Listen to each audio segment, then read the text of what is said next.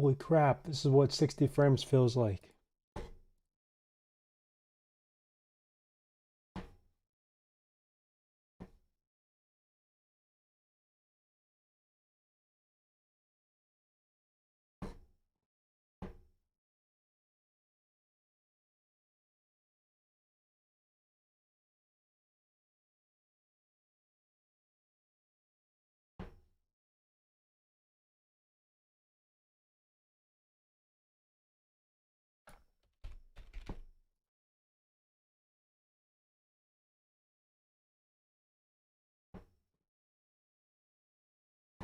Yeah, that's why. It's not even showing me in the 4K. 4K res. 3840 by 2160. Again.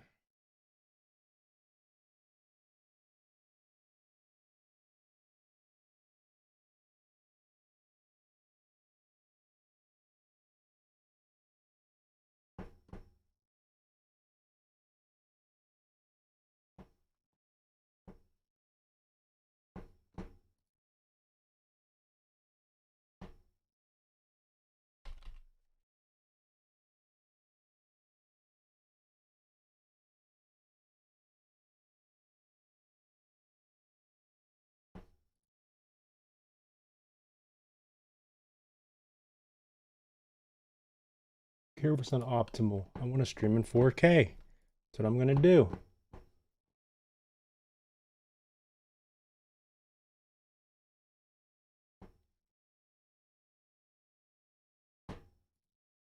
That's what I'm gonna do.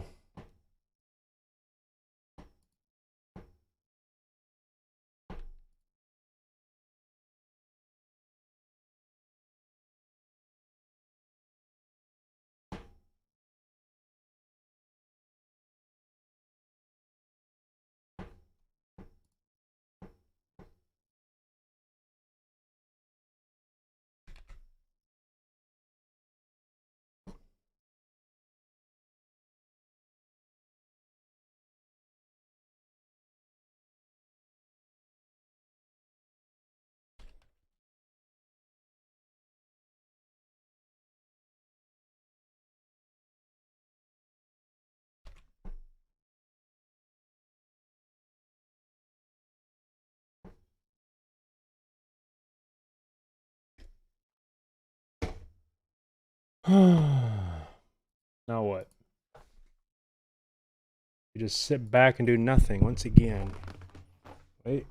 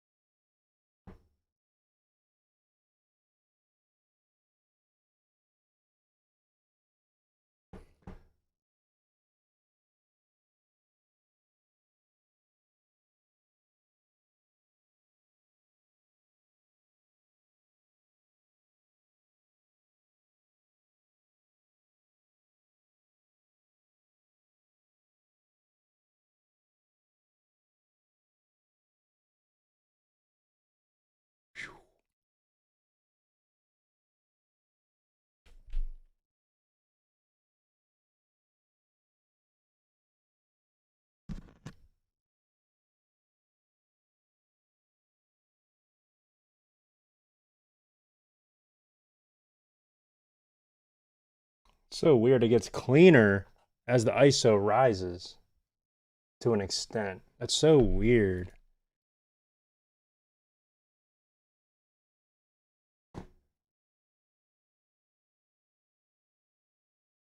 There's no way.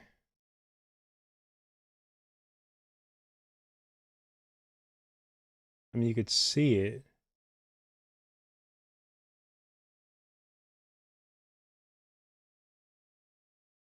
ISO's at 40,000. That's ridiculous.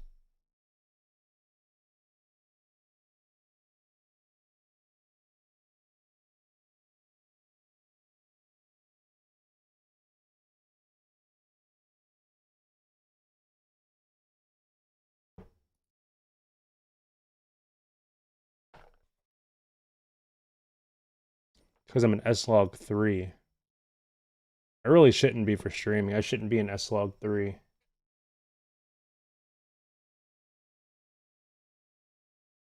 Yo, what's up everyone is brainwashed. Just tweaking the new camera. Just tweaking it.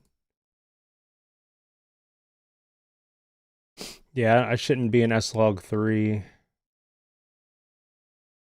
What's that? It's a codec. So I'm actually going to change it. So FN, picture profile. See what it's doing. Yeah, exactly. Turn you off. Then we're going to lower that ISO. Don't mind this. I'm just... Yeah, exactly. That's cleaner. So S-Log 3...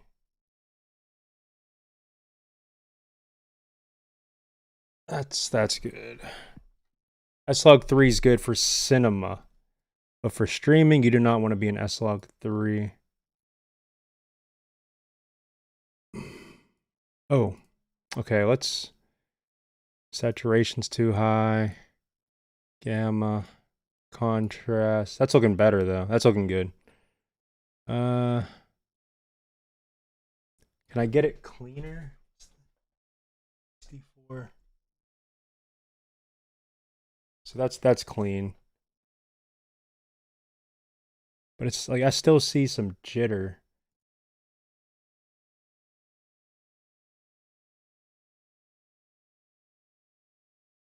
That's the hue shift. We'll put that at 0.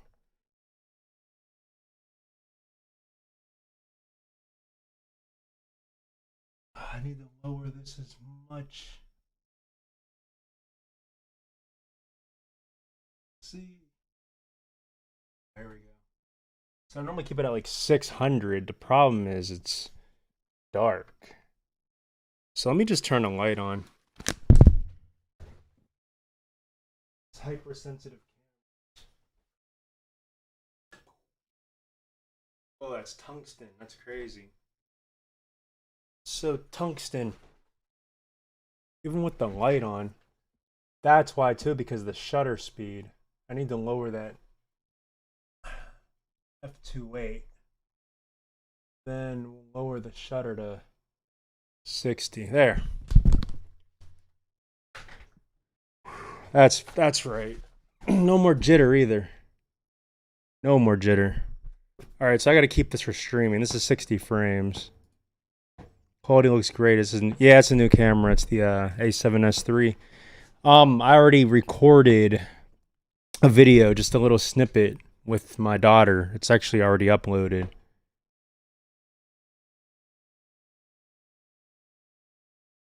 But yeah, I got 60 frames right here. The capture card can only handle up to 60. The camera I could do up to 120, which is crazy. That's phenomenal at 4K. But what's funny is my first bit of recording, I recorded at 120 frames at 4K.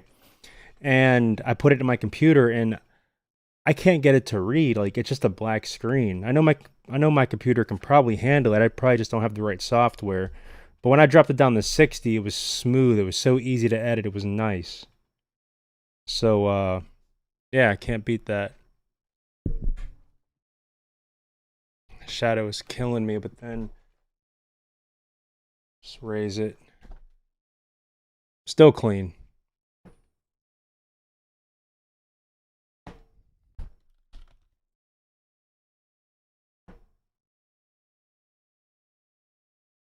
Yeah, so don't do S-Log 3 while streaming. Because what S-Log 3 does, it'll give you a flat picture profile, which will kind of like make your shots kind of look like this, like super washed out. But then all that detail allows you to grade it however you want. The problem is you have to have optimal lighting conditions. You have to actually overexpose. It's good for editing. It's not good for live streaming, which I just learned the semi-hard way, I guess. Saturation a little too high on the shirt. Right there is about right. All right, cool. So this is how the quality is going to be. I'm digging it. My old camera is right here. Oh yeah, I did an unboxing and everything. I streamed the entire unboxing. The video's up. I just got to upload the actual video because I recorded. But here's the A7 III. Put battery in. This battery should be okay. Not that it matters. Yeah. Still 72%. It's not really overexposed. It's just that's how it's exposed in the camera. So weird. Trying to make it so like you could see through. I'd do that. Yeah. It's pretty cool. But yeah. Both beautiful, fantastic cameras. Sony is, man, Sony's amazing. I was thinking about buying the newest GoPro to use for drum covers. It can actually shoot in 5K, but I know my laptop won't process it. I don't even think my HP can process 4K. Here, let me show you.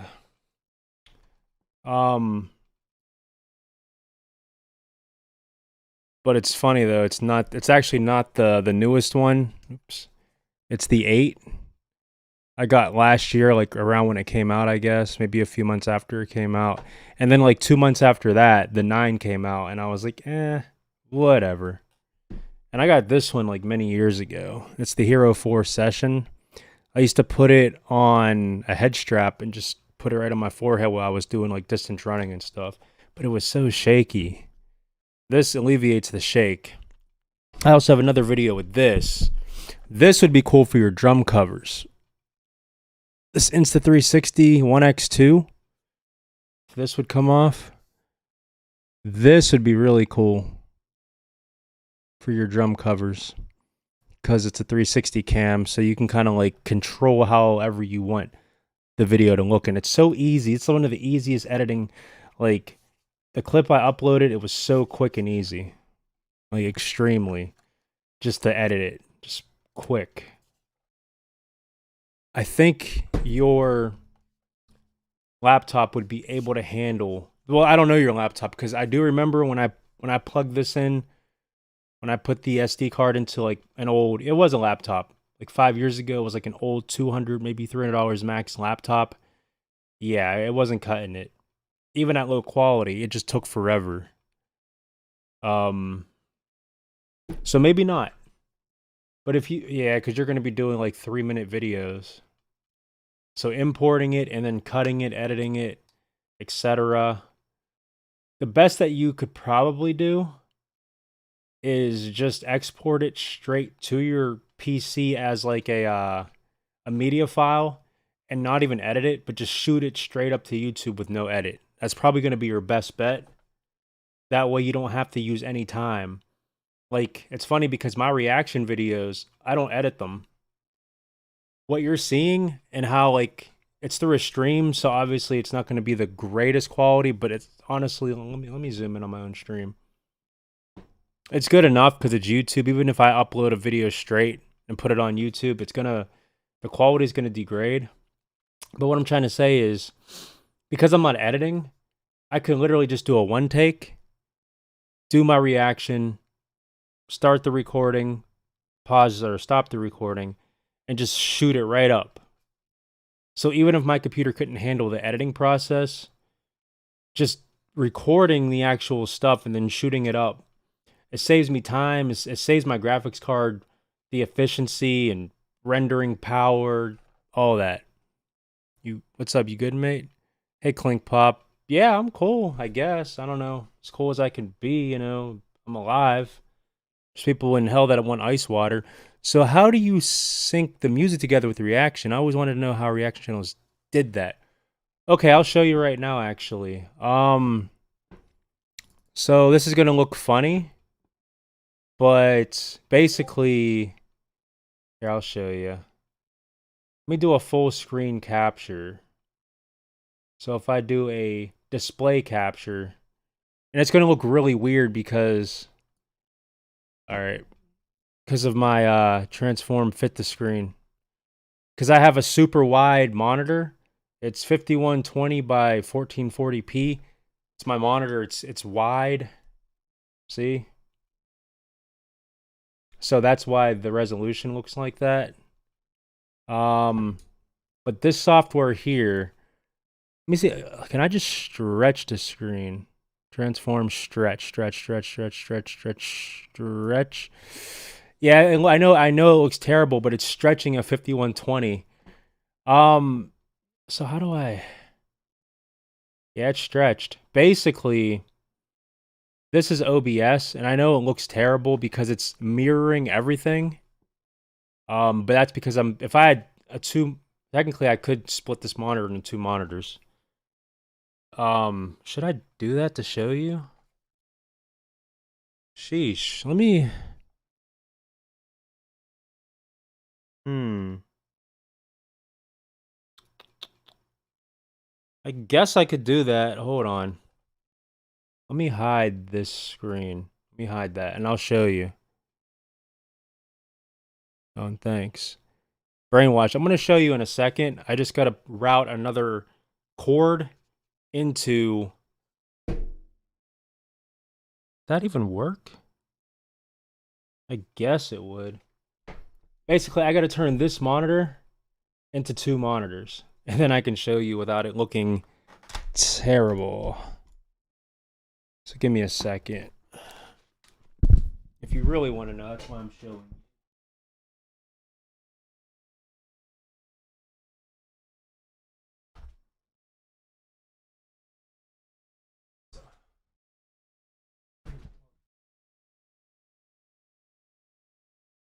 Yes. Sure. On.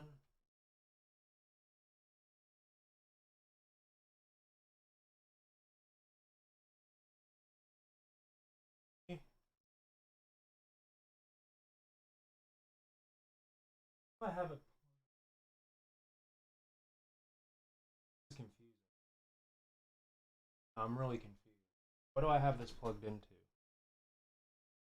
Oh, I know what I gotta do. That's gonna be really weird.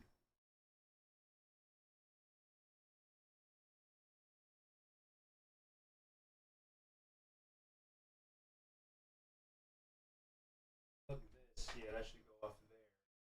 Throw this on the floor. Then.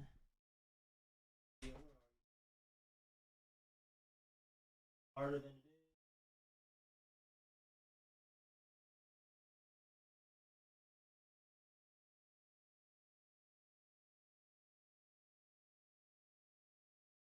Okay. Check the cable of the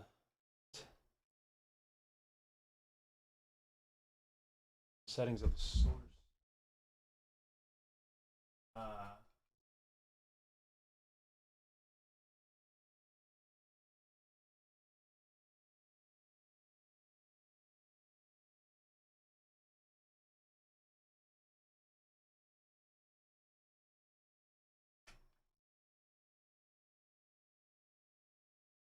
I figured that this would work. Maybe not.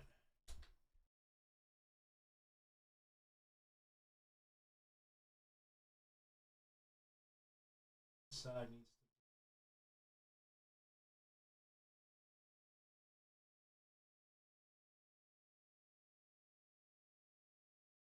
Display. I don't think I can. It's not working. I like your Sonic hat, thank you.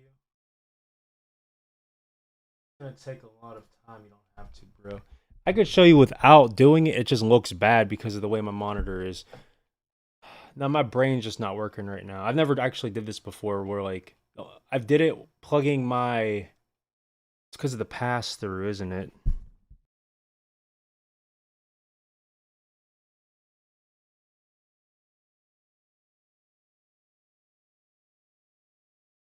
That's what it was. A dummy.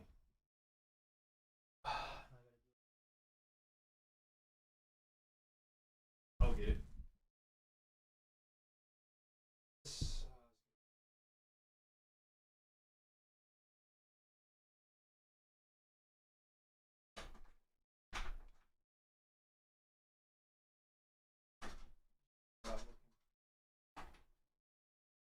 But of course, that'd be too easy.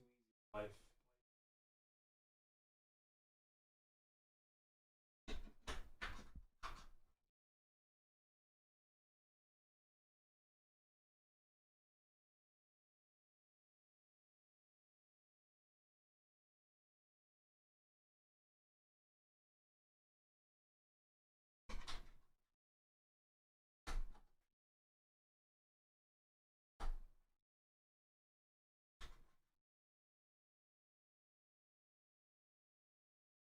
I don't have a lot of desk space. Hold on.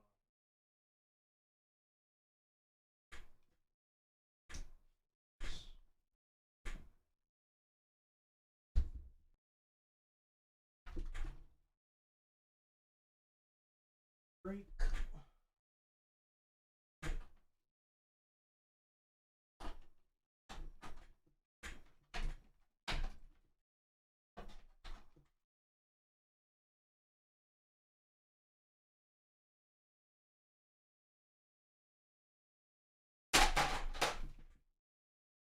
All that. That's plugged in. Back. Whoa. Ask me a question, whatever you want. Excuse the hair. Gotta do it. Okay, so that's plugged in. Now, all we do.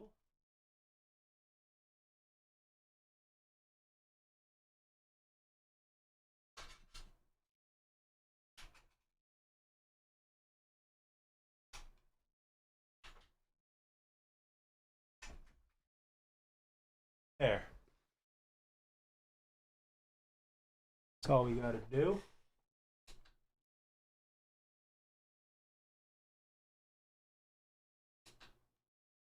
It worked. It worked. It worked. Wonderful.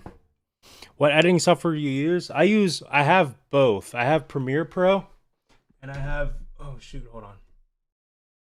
Oh, and I have Sony Vegas. But I got it to work. Got it to work. Although is my stream bugging? What's up with the color, the lighting? That's so weird. Did I screw something up? Why is the lighting like super saturated?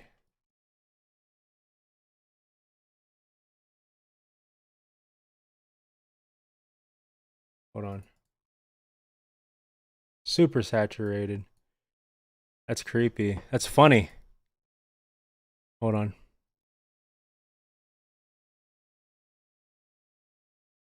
I think we're good. Yeah, there we go, I guess. It's really funny what I did. Check this out.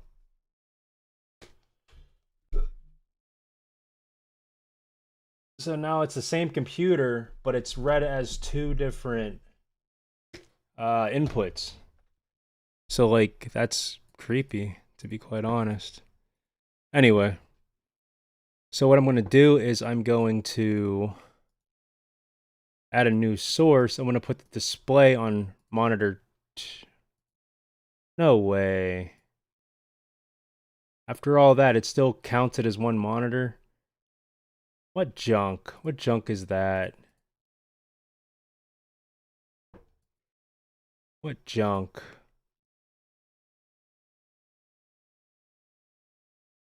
That's junky. Shoot, come on. Did I just kill myself? I did. Bro, like... Bro.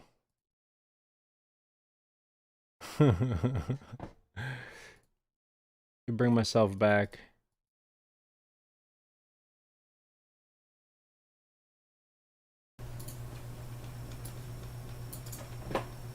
That's so stupid. It's considered two different monitors, but it's still reading it as one monitor. After all that. Transform, stretch the screen. Now I gotta add my filter back.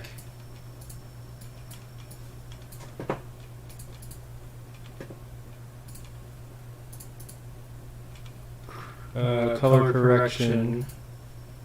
And a little bit of gain, some saturation.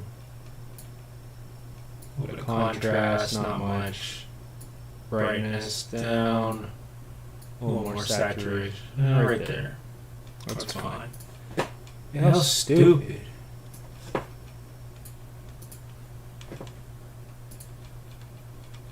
Yeah, so Adobe Premiere and... Oh, shoot. It's echoing. Yeah, I fixed it. Thank you. It's because it was getting the audio from this and the camera. Well, not this camera, but the one I'm using to record. I love that I can do this now. I love that I finally have a dedicated video camera. Why is my focus? Like, my focus is being lame. It like wants to focus on this. So weird.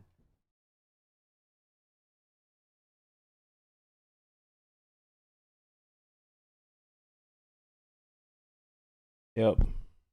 Still, like, what is it focusing on? Like, focus on me. Let me turn it off and back on. Just discombobulated tonight. It's been a long day. Super long. There, now it seems like it wants to focus on me. Just an easy restart. So basically, I'll explain it then. There's a software called OBS. And what OBS allows you to do is input whatever you want. As you've seen, I was able to like have different cameras and different things. I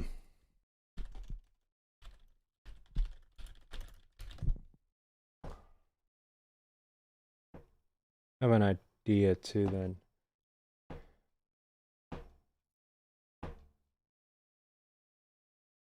My mic off? No. Can't hear me? Oh gosh.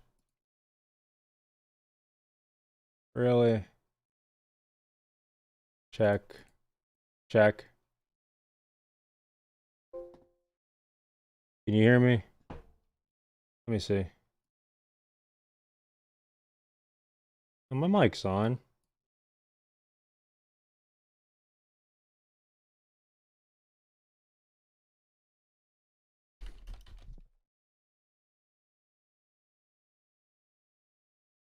I hope so.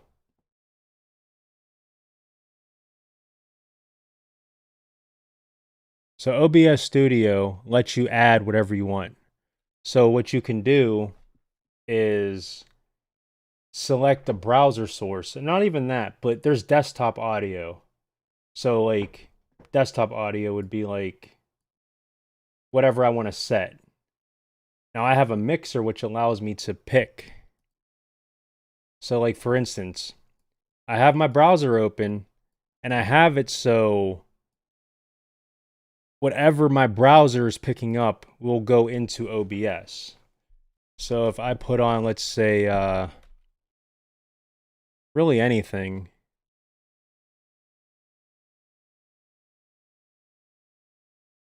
But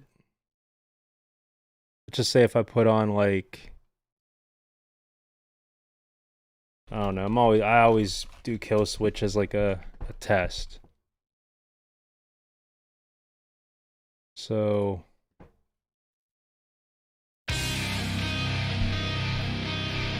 perfect. So it just played the song because that's what my computer, that's what my desktop has. Like, that's what it's set to. So for instance, the way you can really sync it up is if I go to like a window capture and then select this one. Now I already have it set. Shrink it. So now you can watch and I can move it with my mouse wherever I want.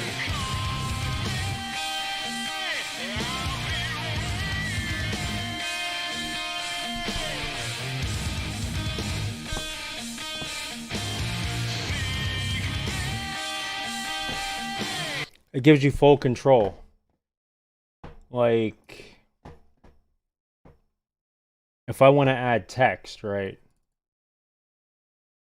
All I have to do is use OBS. My text is already there. What's going on, bros? And then it's there. I can move it wherever I want. I can pick the color, the opacity, if I want it to just be kind of like just there, but like very subtle. Here, I'll make it like green or like an orange kind of thing. I could even add a gradient, so it's like two different colors. And the crazy thing is, that's just text. I could even add effects to the text. So if I go to like filters, I can add like a scroll. And then I can just have it go across.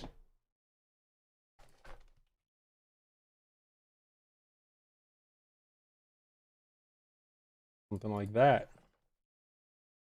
And then I can make my stream more, I don't know if the word's inviting, but just more engaging, I guess. More interactive.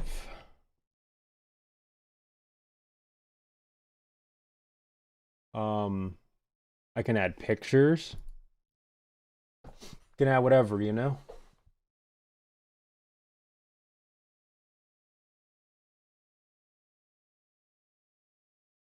You're learning a lot. That's cool. Then if I want, I can just edit it. Put whatever I want. That's cool. You are, oops. That's cool. You are learning. But you might want to add some spaces so it'll like make sense. Get rid of this text. And then I can add color source. That's pretty cool. What is that? I don't know what that is. Never seen that before. That's pretty cool though. Game capture, audio, obviously. Different scenes too. What if adding a scene? So for instance, I can add scenes. So like here's scene 2. Scene 1, scene 2. Now for scene 2, I'm going to add myself again. But now I can just kind of change it up. So like if I wanted to maybe have a different layout but in the same stream, like here's one, like hey guys, and let's say if I'm gaming, go to scene 2 where like it's smaller. I could even just incorporate a green screen, which I do have one, obviously. If you watch my channel long enough, you know that. And then I could just have myself like here and then have my game here. But then whenever I'm done gaming, I just come back to the full screen. And you can have as many scenes as you want with different things. And then with this cool thing here called a stream deck, which it's not set up, I can put whatever I want here, so I can actually incorporate OBS with this. So like scene 1, scene 2, I can do my music. Let me see. I think I have the software installed. Yeah, I do. Okay, so right here, I'm gonna put a scene. I'm gonna put scene 2 here. So look, scene 2. Watch this. I went to scene 2, but then I'm gonna put scene 1 here. So with the press of a button, I'm going back and forth between scenes. Whatever I want to do. All under 2 seconds. And with the Stream Deck, I mean, I could do like funny sounds and whatnot. Which in fact,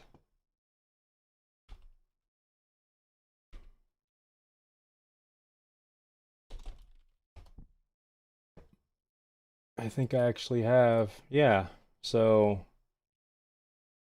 let's put.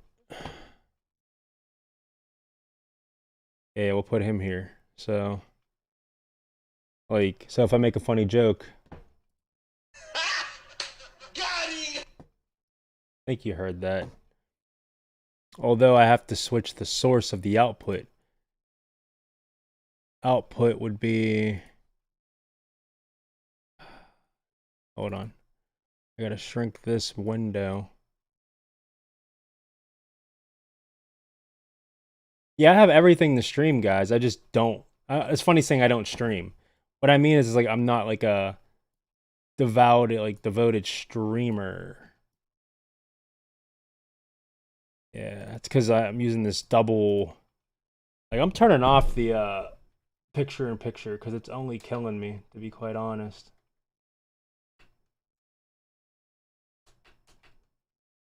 Turn off the picture in picture because it's disabling me from being able to do things that I need to do or want to do rather.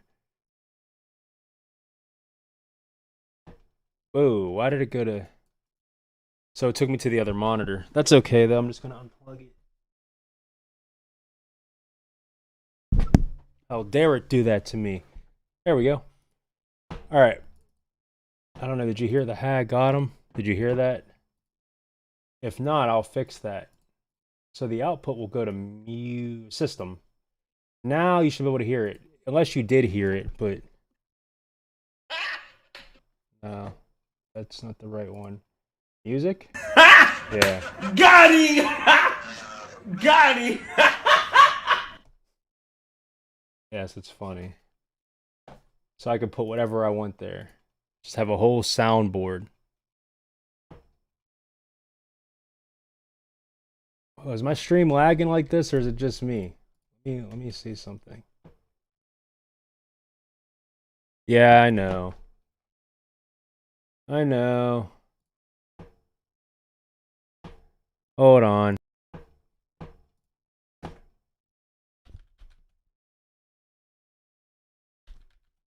right, we're back.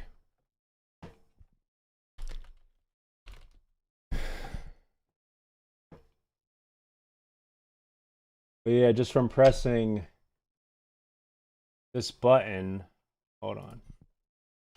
And I can also put whatever pictures I want here too. So, of course, it wants to be lame. Cool. Just wants to. Oh, because I have it set to it like it wants to stay on face. Oh, I pressed it. Hold on. All right. So we're gonna put the High Got Him guy's picture there. I think I have it. I can just get it in a second anyway. Second. This crap. So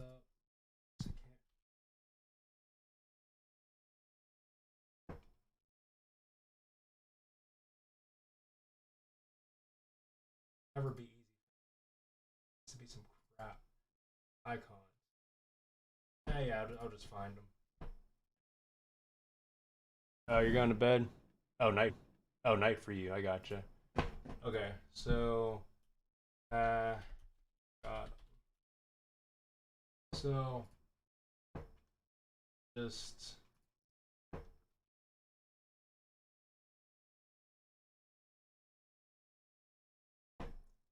Minimize this. Doesn't take this long. I normally just have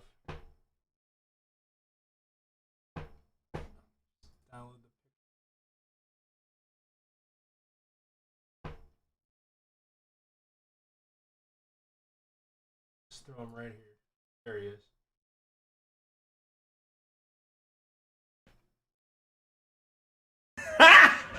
Got him!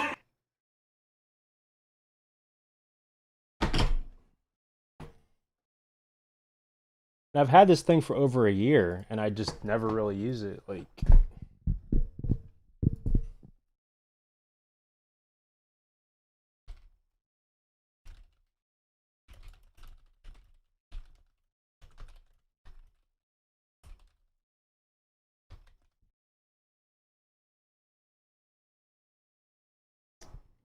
some more lights.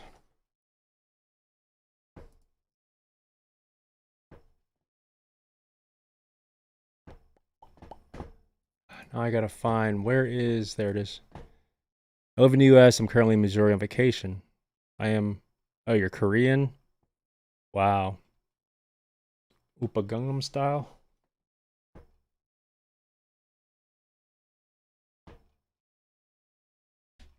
This I've actually never used. Like legit. Never used it. I had one years ago. It was like the older model. It looks similar, just not as like rounded. It was more squared. Uh and then I sold it. But then like I got it again, the newer model with this lav mic. It's a really cool lav mic.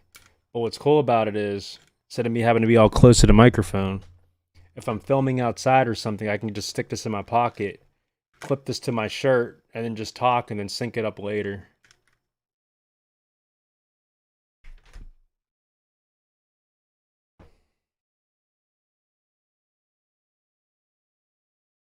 My best friend is soon to be stationed in Korea. He's in the Air Force. Crazy.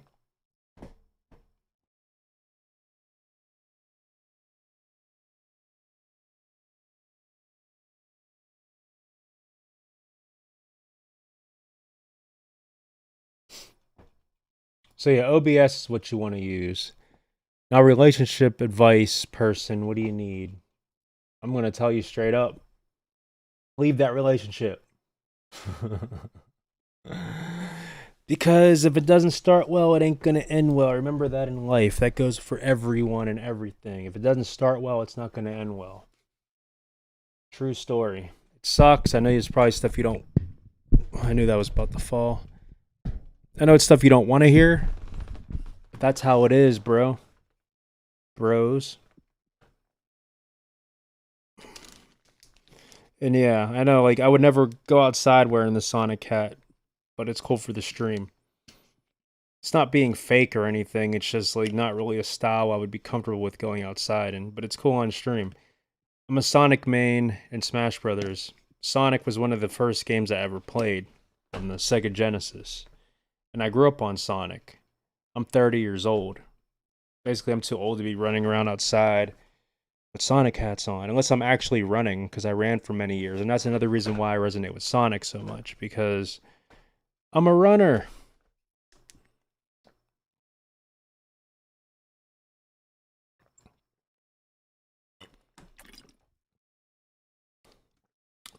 I even ordered a pot and pan set today, right?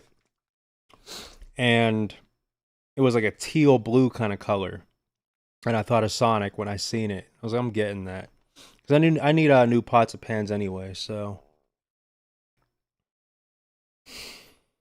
the Lord's been really good to me. I grew up on GTA San Andreas and PS. Trust me, the day that game came out, every person in the seventh grade, right, skipped school for that. I played it for so long.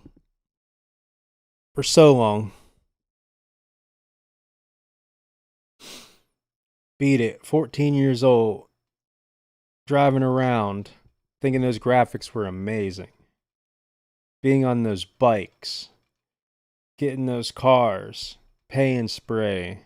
driving around, the dirt bikes, Las Venturas, flying the Hydrojet. It was crazy experience. There was nothing else like it at the time. I even had a Game Informer issued magazine, and the front cover was that. I moved out. Well, I just got out of a 4-year relationship. She moved back to Vietnam because she is Vietnamese. Okay. So I'm talking to this new girl. She's aware of this old relationship, and she feels like I'm just talking to her to distract myself. Oh, so she thinks she's the rebound girl. Here's the thing, man, and I understand that your culture is different than mine, but at the end of the day, we're all human beings and we all have the same struggles and desires and temptations. You got to really focus on you, and then the right one will come. If she feels that way, dump her. Forget about her because she's already dragging you down. If the person's not for you, they're against you. There's no middle ground. They might pretend to like you because they want something from you, but deep down, that's them wanting something from you, not wanting you.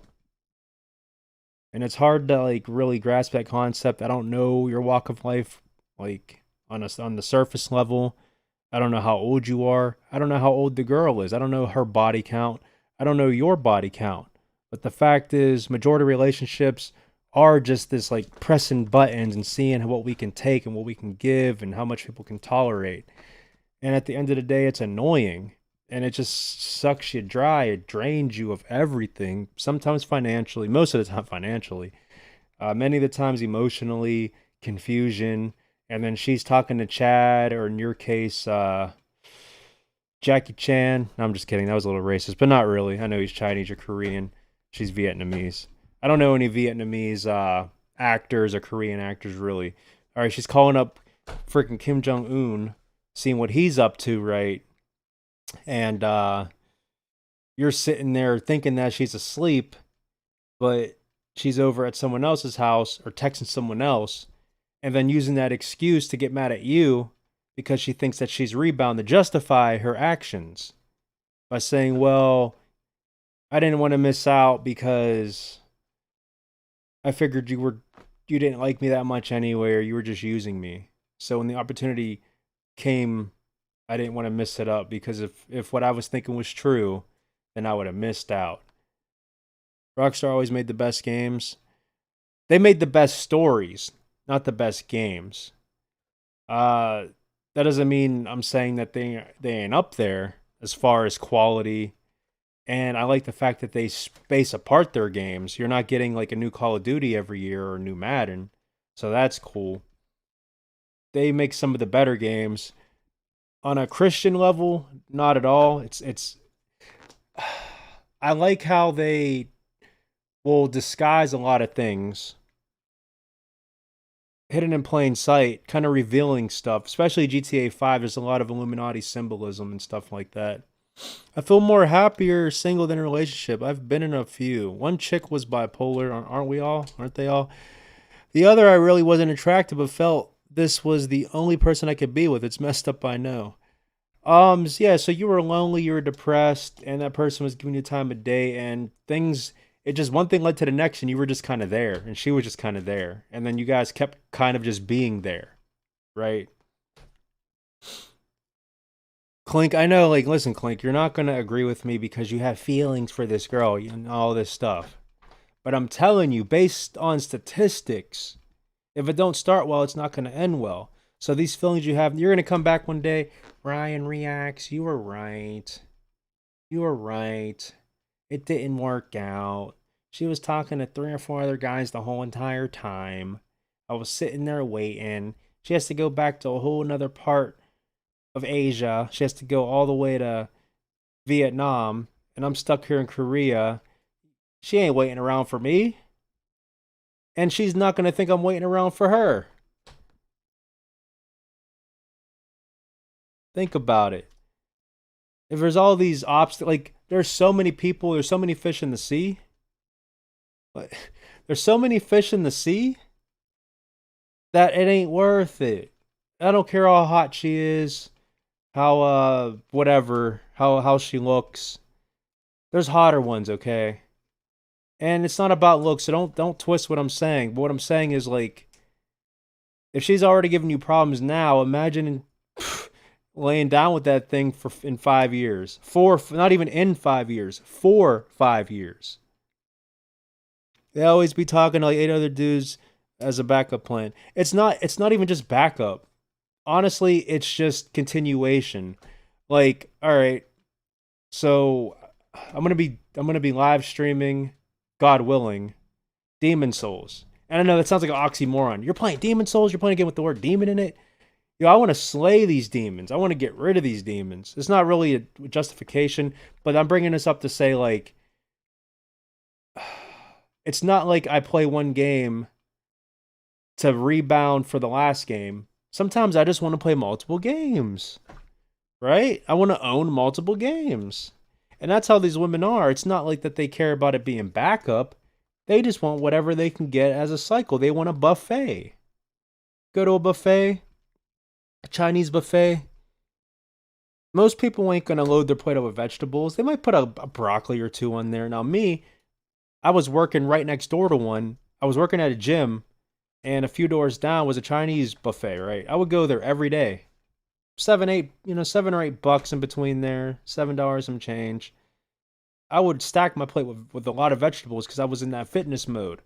But I would also eat the protein. But I wasn't just eating beef every day or chicken every day. I was eating both. I had to put some shrimp on there.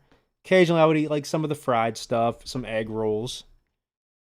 But hold on, other guys. Oh no, I think you have misunderstood. Also, the new girl isn't from Vietnam. My old one was.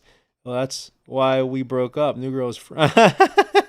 The last sentence made that thing funny as heck. New girl's like it was like a plot twist. She's French. She's definitely cheating, and she has armpit hair and a mustache. That like you got to get my dry humor. I don't actually think that, even if it's true, whatever. Nothing Clippers can't solve. Where are my Clippers at anyway? I have too much stuff everywhere. Um, no, I mean that's cool. Like, see, that's why the title says Loon gives therapy advice, because I'm basically doing it off of experience and based on friends and acquaintances of mine that I grew up my entire life with. Even my, I don't want to bring up my own family. I'm not going to, but let's just say people in my family go through it all the time. Broccoli is my favorite food, though, and that's wonderful. Sushi is actually my favorite food. It's so good. Yeah, I love sushi. I love eel, calamari. I love squid. I love. Uh, I know eel isn't calamari, right? Calamari is the squid, right? Or the octopus. But eel is what? Unai or something? I don't know. Not unagi. Whatever. I like it. I like wasabi. And I know I've never had real wasabi in my life. It's just that fake horseradish crap that they call wasabi. It tastes good. I like spicy stuff. It helps kill the gut bacteria. I'm half Japanese, half Korean. That's a cool mix. I'm just a mutt filled with a lot of stuff. God made me anything, and this is what He chose me to be. I don't know. Maybe I'm meant to break the stereotypes. I don't know. I'm just the confused weirdo, Loon. And I've been in loony bins in real life. True story. Several times. Escargot. Escargot snail. Um, yeah, it's a cool mix.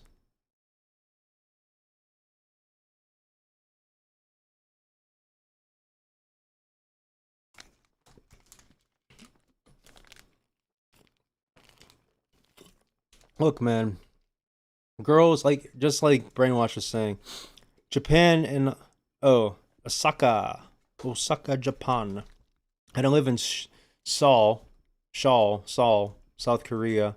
Also, I learned English from living in Australia for 5 years. You have an interesting life, man. I was born in this crappy country and I'm staying in this crappy country. If this country's so crappy, why don't you leave? Because it's crappy there too. It's crappy everywhere. I'm Native American and white French. Okay. So you're a French dude with Pocahontas hair. But other guys, I thought from the way that I talk, it was kind of obvious that I wasn't a.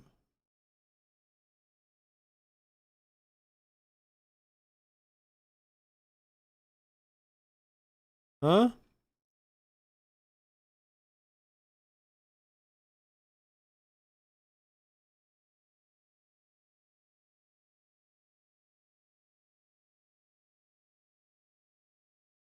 I'm just waiting for the next comment before I say anything. Hold up, let me see this picture. Can't even click on your picture. So you're a girl talking to a girl?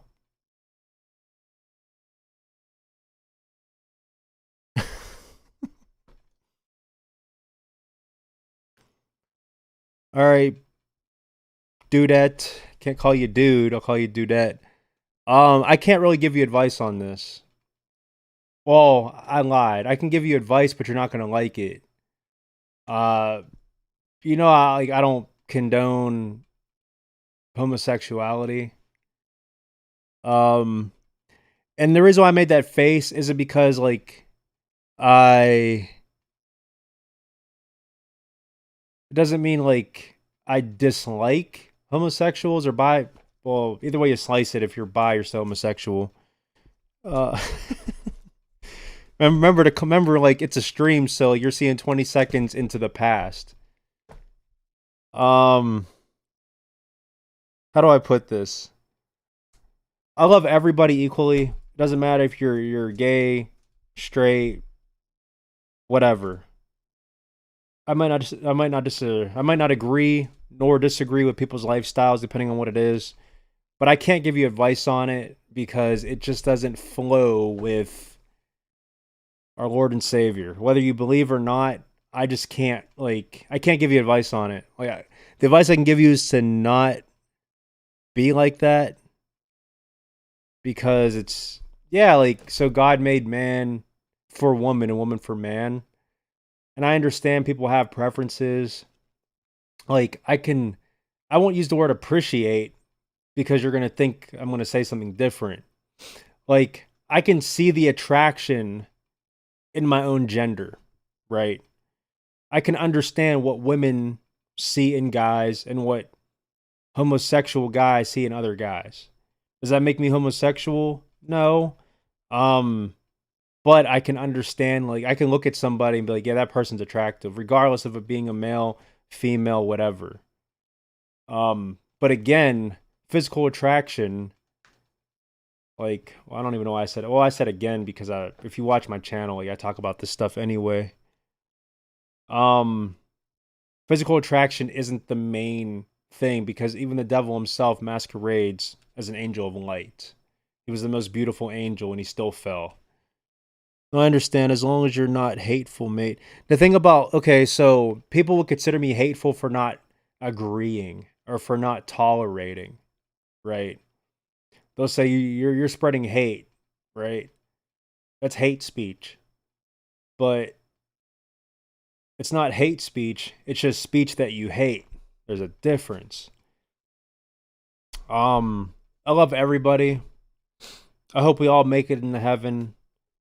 Does that mean that I feel like I have an exclusive pass to heaven? Pun intended, hell no. I'm most likely not going to heaven anyway. But for the most part, I'm going to try. What I mean by for the most part is like, I, it'd be a lie if I said I'm going to try my hardest because I intentionally sin. My cousin is a lesbian. It took me a while to accept. I still love her as I always did. I mean, acceptance and tolerance are two different things, though. You can accept it because you can't control people, but you don't have to tolerate it by like supporting it. So, like, I would never, and I've said this on the record on Facebook during my advertisements for my photography business and stuff like that. I'll never shoot a gay wedding. No, I don't think it's hate speech. I mean, it's not really affecting my life, so I don't care. People have opinions. I mean, I understand that. I get it. But in certain ways, it might, like, no matter what we hear, see, do, smell, etc., it affects us in some way because whether you like understand it or not, the subconscious mind plays a role with like our influences. And I'm really planting seeds, whether they sprout now or later, or maybe when God decides to sprout them. Hopefully, it's not too late for you. I don't support it. I just don't mention it anything about it. See, that's called blending in. And so I have a story, and this is more of a confession slash like it's a confession, but it's also like I guess it's just a confession. but like it wasn't even this shirt. It was a different shirt that had the word Jesus on it. But I ended up uh, meeting a woman online who was an older woman, and it has nothing to do with nothing like what you're thinking with the story so far. But she wanted me to photograph her husband's like 60th. It was like their 50th wedding anniversary or something like that. They were probably like in their 70s or something. And she wanted to meet me at it's a place called Panera Bread, which is kind of like it's like a sandwich kind of shop, but it's not even that it's high, it's not upscale at all, but the illusion's upscale. And if you so it's like yeah, you spend $12, you'll get like a sandwich and like a soup, right? Which yeah, that's expensive, but people go there. It's like the atmosphere is it's like Olive Garden. It's like Olive Garden is actually not really even Italian food. Whatever, I'm just derailing. So I go there. I'm wearing like some shorts. Might even actually been wearing some pants, but I was wearing a shirt with Jesus on it, right? But she was obviously Jewish, and we were talking about her expectations. But the second she seen my shirt, she pointed at it and said, "No, you can't wear something like that." And I felt kind of messed up because like I was shocked at first, but then like I accommodated that, which that's like I guess it's kind of like blasphemy in a way, but I didn't really think about it, and like I feel really guilty now, even just and I was thinking about it a few days ago, but I was just because the thing is like when I do a shoot, if it's like a formal shoot anyway, I'll wear like just like a black polo and some like pants. And I used to even wear boots, but I'm like, you know what? I gotta be comfortable. I gotta like get at crazy angles. I gotta do all types of stuff. So I'll just wear like tennis shoes, Nikes or something. But yeah, I'll definitely like either wear like a long sleeve like polo shirt, 3 button or whatever. So it's not like I was gonna come dressed like that anyway. But the guilt was is like what I should have said was like, you know, I respect your freedom of religion. I respect your freedom of how you feel. This is clearly not that because I brought up the subject. Technically, you're not hating. So basically, I kind of felt like I put God on the back burner. Kinda. Like at the time, I didn't feel that way because my mind was like, I'm not like I wasn't gonna wear a shirt like that anyway or anything. But it's the fact that she even like that was the first thing that came out. I should have respectfully declined even doing the shoot. But and I remember now I even this Christian woman online. It's funny we still talk to this day. This was like 3.5 years ago, by the way. I talked to her about it and it was like I don't think I could do this shoot because like they're trying to like control what I can wear. Again, I wasn't gonna wear it anyway, despite that being said. But it was like a test, and I felt like I failed that test. Like how Judas rejected Jesus 3 times, and Jesus. And the funny thing is, Jesus even told him, he said, "You're gonna reject me 3 times before like, the chicken, whatever, the rooster crows." And he did. So it's like I kind of feel that way. But I'm bringing all this up to talk about like tolerance, basically. And I did the shoot, and I was respectful, and it was a fun time. It was fine.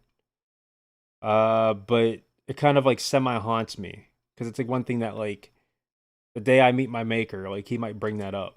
He will bring. There's no rock that's gonna be unturned. Even my heart now, I feel it churning right now. It's like it's crazy. Like I feel like pressure on it. Like, I feel so much pressure here. I don't like that feeling. I feel like I could just get a heart attack and die right now. Cause like that's how like it's like I'm walking on a thin line. So another story too. I should have did my research more. But no, before I even say the story, I'll give some context. Yeah, so like on Facebook, people have gave me a lot of crap because like I won't shoot gay weddings or I won't shoot like and the thing is it's not even just that's the thing you have to understand. It's not even just homosexuality, but even heterosexuality. People have asked me to photograph like their girlfriends for like boudoir or girls would, they want like nude shoots or like their boyfriend nude. Can't do it. I can't. I won't, and I can't. Like if I'm asked to, like not even saying if it was on the spot, I would still wouldn't do that. That's completely stepping over the line. If I was just put in that situation, I wouldn't do it. But basically, people like get upset with me, and then they're saying like that's messed up. But then my thought is like, well, why? Because I don't have the same moral compass when it comes to that. Why would people pressure me into doing it when there's a millions of other photographers that would? It's like the people just try to like. It's like they'll say I'm the hater, but they won't just leave me alone. So they're like they're poking, they're trying to hate. Cannibal Corpse, just the name only, not any of their album covers. Oh, I've been missing stuff. I don't think it should matter that they care what you wear. That's like me wearing a Cannibal Corpse shirt to church and getting kicked out. No, okay, well, it's not about. Yeah, well, I can kind of agree, but it's not about what was worn, it was about what was said. So I get it. I don't think it should matter what they. And that's the thing. It was more of like a house party. It wasn't even like a formal like ceremony or anything. We just had a it was a nice house too. They had a Tesla outside and like they had a private chef come in. Um and yeah, now I get what you're saying. Just the name, not like nasty blood and corpses and crazy mutilation stuff for sure. But I do feel though that it is about representation, right? It's how we represent ourselves. And I'm a huge hypocrite when it comes to it because I could say like, well, my channel has a lot of music that doesn't glorify God on it. Although I do sprinkle seeds, I get people to listen and come in and hear. If they hear the name of the Lord Jesus Christ, then that's me. That's a one up, I guess. But I don't know. It's hard to explain, really. It's really hard to explain. But so the second story was like this other woman I met. I should have did my homework. She wanted a family shoot with her and her kids, right? And I'm like, yeah, cool. I should have looked through her pictures, but I didn't. And so my buddy picks me up. He's my assistant slash he drives me, which is cool. I've known him for a long time. That's another story about I have my license, but that's another story. I just don't like driving, but I go there and they're like kind of late. No, actually they were there early. I love God, but I listen to death metal. Like I could say that too. I could say that too, but we'll get into that. But I don't even listen to normal death metal anymore. I don't listen to like Cannibal Corpse. I don't listen to grindcore. I don't listen to black metal. I listen to melodic death metal, metalcore, progressive stuff. Anyway, so as we're driving down, I've shot at this lake several times before, so we just knew how to get there. I end up seeing the woman, two kids wearing these pink plaid shirts. You see where I'm going with this? So it was a woman, two kids, probably ages 5 and maybe the other one's 6, maybe or maybe no more than 7. And honestly, they're probably younger than that. Probably like yeah 4 and maybe 5 and 6 maybe. And then I see another person on the opposite side of the vehicle standing outside, and they like come together. My heart dropped. My heart, I was like, my brain was like, oh, we gotta get out of here. We gotta get out of here. We gotta get out of here. But I'm like, you know what? We're already here. As long as nothing crazy goes on, no kissing, none of that. And I just treated it as like, okay, well, I can't change these kids' futures. I can't change these two women. There were two women. Can't change their lives. I'm not going to ruin this moment for these kids that have to grow up with them. Which, yeah, that could sound ignorant the way I'm saying it, but there's context, and I'll explain later, but not far later to forget. Um, and I came out, and I was wearing this shirt too. I was wearing this shirt. I don't have a whole lot of Jesus shirts, and never talked about it, never said anything. But the one especially, like I guess that'd be the top, the other one's the bottom. And I hate using terms like that, but basically like one was like the man of the relationship, even though she was a woman. And the other one was like, you know, the woman. But the man woman one just kind of like knew that the vibe was kind of like, oh my goodness. And if I'd have known, I never would have went. I'm honestly, I never would have went. But most, I just tried to focus on just photographing the kids, them together. But there were shots with all four of them together. Um, but they didn't like if it was like a normal like yes, and I'm gonna use it. I'm gonna use the term normal. But if it was like a man, woman, their kids, whether they're married or not, having kids, you can't take that back. Um, yeah, they can hold hands, they can kiss, etc.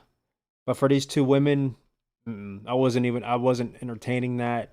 I wasn't like have the kids in the middle and have them spaced out. Don't even have the two moms or whatever next to each other. Just none of that. Nothing sexual, nothing suggestive. None of that stuff's on my portfolio. It just it taught me a valuable lesson as far as like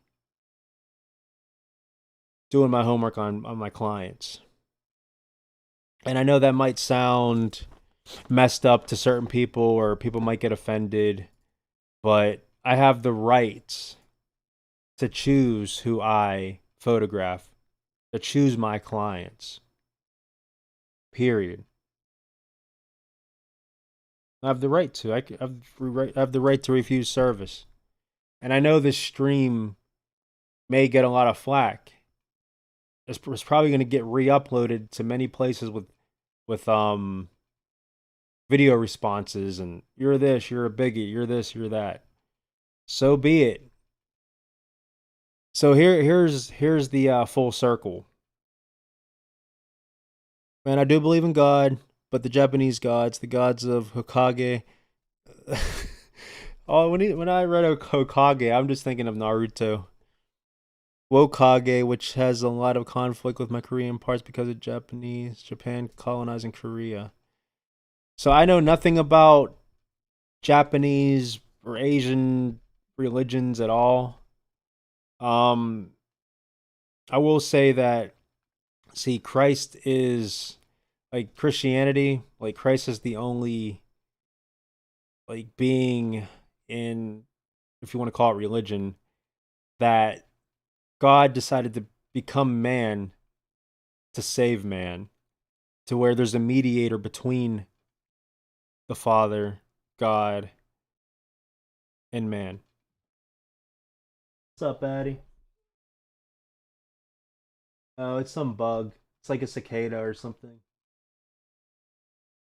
Yeah, I don't know. I know. Want to sleep in your room? There's a bed. I mean, I took the one mattress downstairs, but it's a bunk bed. There's one on top. Yeah, there's toys on there. So what do you want to do? Huh? I think Devin had it right. It's not in here. Actually, the tablet's by the Gatorades. That table. Go get it. Um, because I like, yeah, I know it can sound kind of ignorant because there's so many different religions out there, and it's like, well, how can you discredit one without knowing about it, being ignorant to it? But see, with all this stuff that was revealed to me, there's no question, there's no debate for me as far as Christ being real. Period. Everything I've been through, it's just undeniable. And yeah, morals wouldn't exist without God. Period. While religion in Korea is different, we have multiple gods, and they are both male and female. I know nothing about that religion. Christianity, I believe it is. Turn lights on. I don't know where it is. Or is this dead? I guess. Oh my goodness. My phone's about to die anyway. Somewhere downstairs. Go find it. Okay, well go on the computer.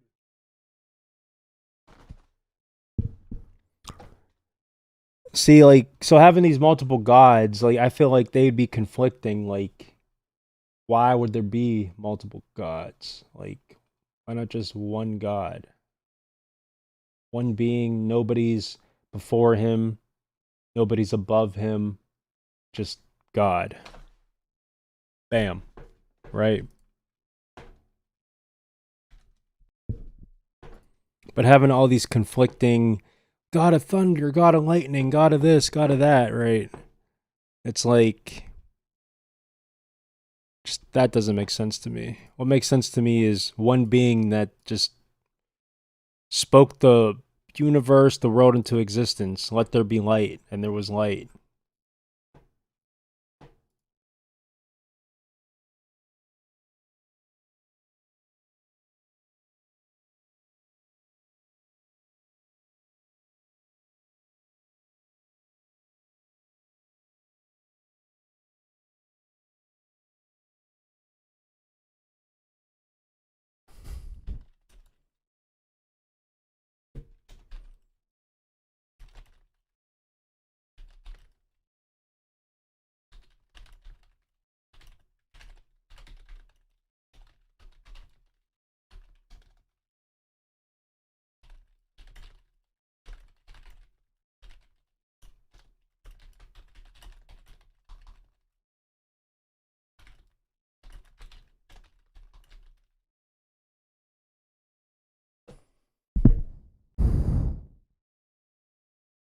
No reincarnation, not multiple ones at the same time. Interesting.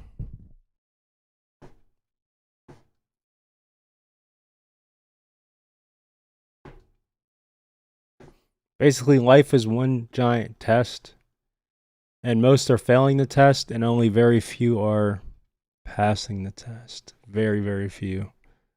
Statistically, we're all failing. Reincarnation sounds like hell. Another life on this earth, sign me out. Yeah, I'd rather, like, if there was a way to reincarnate, I would just reincarnate back into the day I was born, because the first 11, 12 years of my life was fun, right? It was fun, but then reality started to seep in around 12, 13 and up, right? But there was a lot of fun moments because ignorance is bliss. Ignorance is bliss.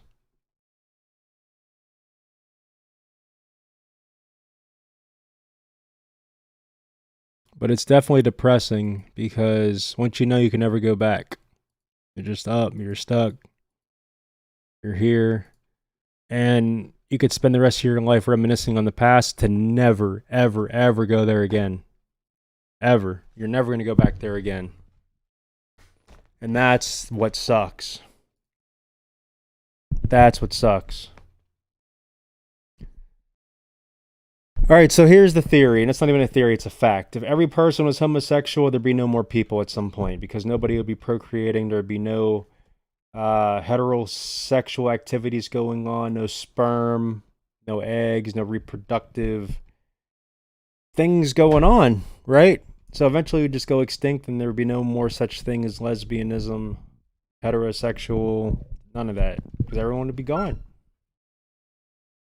Number two, a lot of the diseases and certain things that go on with it. Number three, the perversions, because like no one seems to be ever happy. Like I've never in my life experienced or witnessed a successful homosexual relationship, whether it's a fake homosexual marriage or just boyfriend and girlfriend. It's always been weird. It's always been the third wheel, the fourth wheel, the fifth wheel, the 10th wheel. And then a lot of people, yeah, they bring that onto their kids and then they end up sleeping with their kids and stuff like that. And maybe not their kids, like their offspring, but their adopted kids. But I was taught that homosexuality wasn't exactly normal, but it was somewhat okay as two of our gods are bisexual. That's how clever Satan is, right? He created all these fake religions out there for people to just still sin, to actually say it's okay to sin. Like, see, God, Yes, God himself is creator father. Father meaning create, right? So yeah, gender as far as like authority, authority. But God ain't having sex. God don't like God can just be like, oh, orgasm. Sorry for saying that, but you get my point. I mean, it's a scientific term. He could just be happy. He could just boom. He doesn't need to have sex. And then for like a God to be a lesbian wouldn't make any sense at all because they wouldn't have any need or desire to have sex. And then they wouldn't have any need or desire to be in that type of relationship, like a sexual or a boyfriend girlfriend type of relationship. Just doesn't make sense. And then before you said not multiple ones at the same time reincarnation. So how that would imply that it's still one just being reincarnated. So I don't understand that. Tells of them being to be a man or so yeah, it doesn't make any sense. If it's one at a time, then who are they gonna be with? See how that just doesn't make any sense? Now apply your religion with being a Muslim. They promise 72 virgins if if they sacrifice themselves for Allah or whatever. Now does that make sense? No. In fact, if that was real, eternity's so long that eventually you get bored with all 72 of them virgins. You get bored. Well, and why 72? Why not 7,002? Because it's fake. It's a joke. It's just a way for people to see the devil's so clever. He wants people to just die because he knows his time's short, so he wants to take you down with him. And I mean you, me, you, the one next to you, the one upstairs, the one down, wherever, your neighbor. He wants everybody. The less people that go to heaven, he's miserable regardless. But that's the last thing he could do. That's like I'll put this finger up. It's like an FU to God. Because God wants all his creations to choose him. So all he's doing is just trying to pick and pull and grab as many people to go with him as possible. So it's less people in heaven. But little does he know that once you're separated from God for the for eternity, you're written off anyway. So it's like he ain't gonna care. It's like whatever. They didn't choose me. They chose the devil, so they can go. They could be with them. You wanted to choose the devil, you could be with them. Be with them in the lake of fire. Burn with them forever. That was your master. That's who you served. Also seen a lot of successful homosexual relationships. Where? Show me. And no, not some Facebook profile where they just are appearing to be successful and happy. Their buttholes are hurting. Hemorrhoids, blood, tears. I don't see any success with that. Well, that's just the guys. The girls, they don't do that. Yeah, well, then they are getting a lot of blood in their mouth. And I'm sorry if that's graphic, but it's just, well, heterosexuals could do that too. Yeah, but they could also choose not to do that.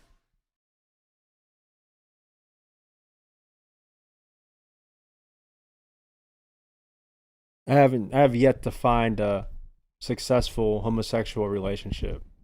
Period. Period. All these pride parades, people are like, they're protected. They are protected. So they have kids that go there, happen to like see those obscenities, uh, nude people, wieners flopping around, and there was pictures of like a kid being piggybacked by one guy, and then being like kissed on the lips by another guy, and it's just like, oh, accept this. Like, where's the straight pride parades, right? Just forcing it, cramming it down people's throats. That's like one of the main issues. Like, why does there have to be like this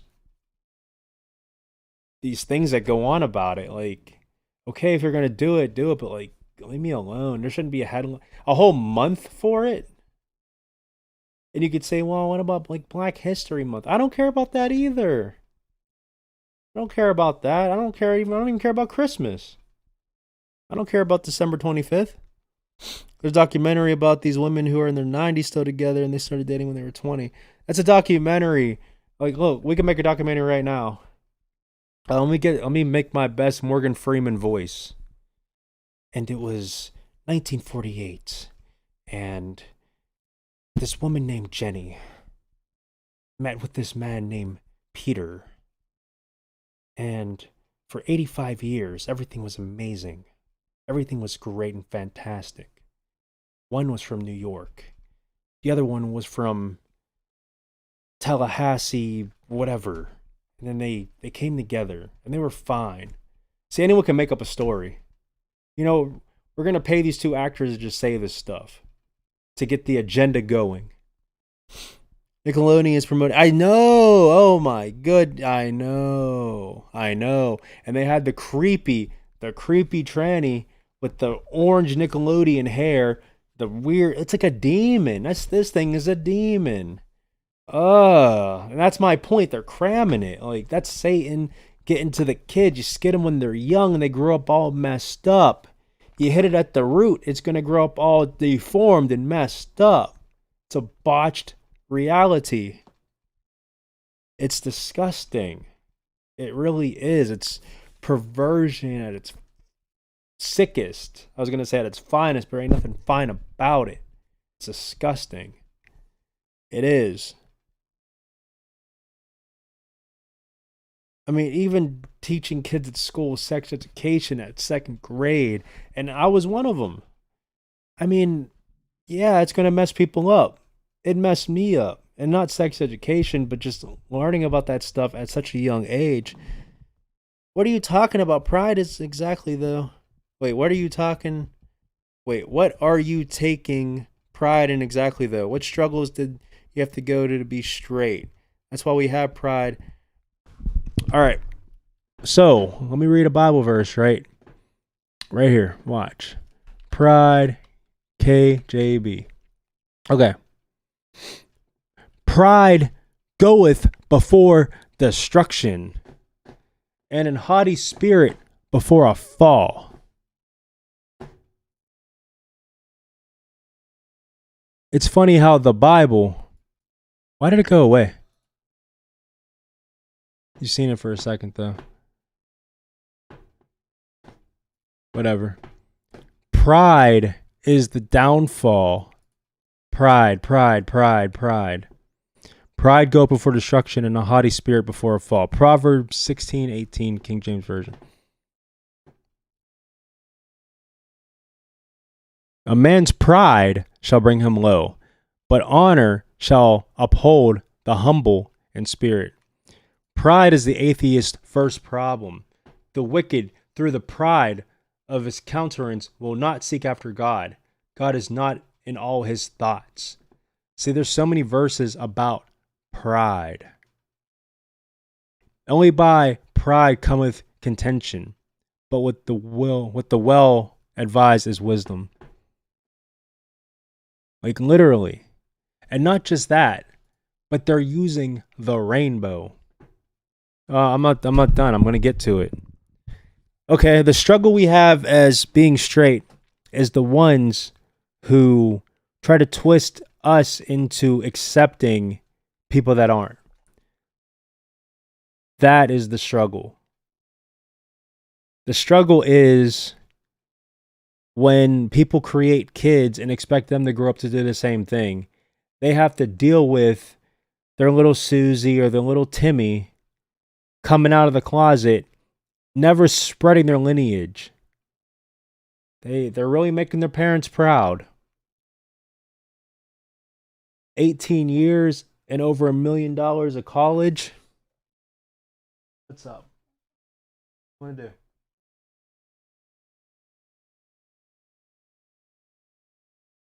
It's dead. No. Go on the computer. Let's go on it. So that's the struggle. The struggle is people fighting what was once deemed as normal. That's the answer. And if it didn't happen, there would be no struggle, now would it? Because people would just live the way God intended. Not playing with feces. Getting feces inside the tip of their cucumber. No one said you can't have straight pride, but the only time straight pride has been demonstrated, it was to put gay people as lesser. I don't agree with that. I feel like it's an abomination. It's not what God intended.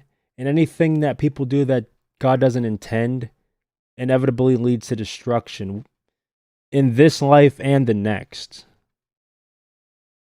Because again, like,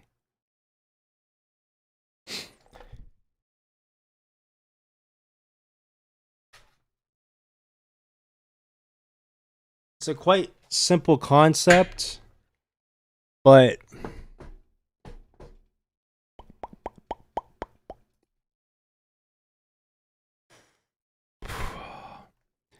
this don't work. It doesn't. It's not powering anything. There's no power in this. None. I'm trying to make it fit. It's gonna break if I do that, right? It don't fit. I'm sorry. But this fits. Here's the male, here's the female. Yeah, it fits. It works. Like it simply works. It works. Any advice on how to stay positive? Yes. Very simple, right? Think in your mind a few different things, and I'll say these things in order. Number one, just the fact that I'm closing my eyes and I'm able to open them is a blessing. Because there are people right now, who are closing their eyes for the very last time. Number one. Number two, there are people that have their eyes shut, and when they open them, they don't see anything. They're blind, but you can see. That's two. Number three, there are people out there that are hungry. You're not. Number four, there are people out there that would kill for your life. You're doing just fine. Count your blessings. Don't think about all the stuff that you consider to be depressing or negative. Because at the end of the day, you have blessings and gifts that other people would kill for. Another thing, too, that's not really involving other people. This life is so small. Wait, I agree. I think nothing has to be celebrated. Yeah. Your lifespan is so short that you're stressing out over nothing. You're stressing out over nothing. Because imagine you're on your deathbed. You have 10 minutes left. The doctors tell you you have 10 minutes to live. Are you going to be thinking about the petty stuff that you're going through right now that's making you depressed, making you miserable, making you not be positive as you're asking how to stay positive? You don't know when your time's coming. There was this polyglot or whatever they're called, the people that can like speak many languages. I watch his channel every day. His name's Lao Shu, and he was able to speak so many languages: Chinese, Japanese, Korean, all the Middle Eastern languages, different dialects, Twi, and just strange. And I don't want to be rude by saying strange, but just languages I've never even heard of until I seen his channel. He died at 40 years old, a few months back, because of heart complications. Nobody would ever have guessed that. But you're still here breathing. That's so young.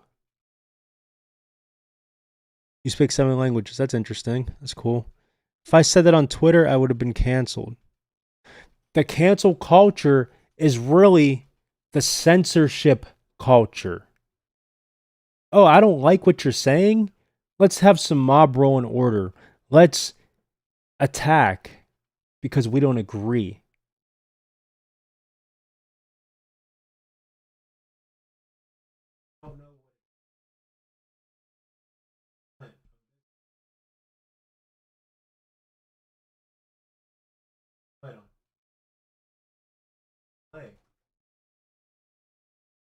Turn it up. Roblox. Watch YouTube. Joe Biden. We could talk politics, but it's not going to be the way you think. I don't support politics. I don't care about politics. I didn't vote. I'm 30. I never voted once in my life, and I never will because it doesn't matter. It doesn't matter. Whoever's going to win is going to win. It's a joke. Who cares? Presidents aren't elected. They're selected, and they have an agenda. The G20 summit, G9, whatever the G summits are called, or whatever number we're on now, the richest, wealthiest people getting together to laugh at us and figure out more clever ways to get to us and get at us. It doesn't matter. I think everyone's allowed to have opinions. Sure.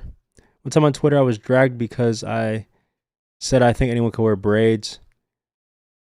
Yeah, and that's the point. This world is filled with slaves. It's a cesspool filled with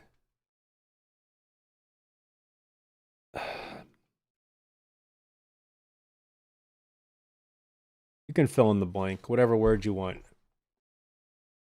And that's it. Like, there's nothing that you can do about it. There's nothing you could say about it. There's really no solution to it. Except for hopefully the Lord comes back soon and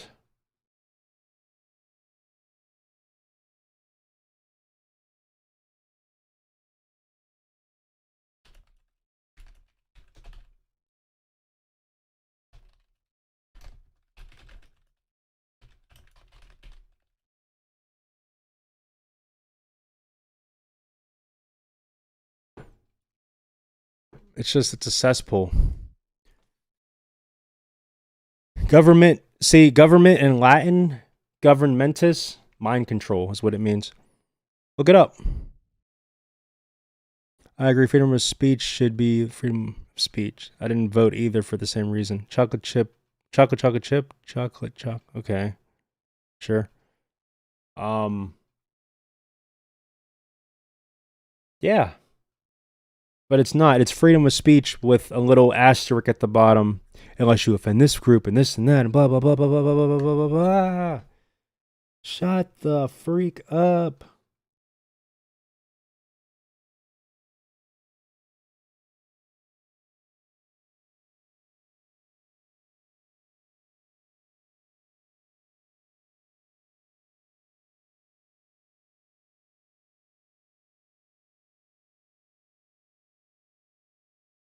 Right now, see, I'm already being bombarded inside of another comment section. And I'm cool with it. See, the reason why I know the Bible's real is because many countries outlawed it. They will kill people for possessing it, talking about it, etc. Are they doing that for Harry Potter, Twilight, 50 Shades of Grey? No. God forbid.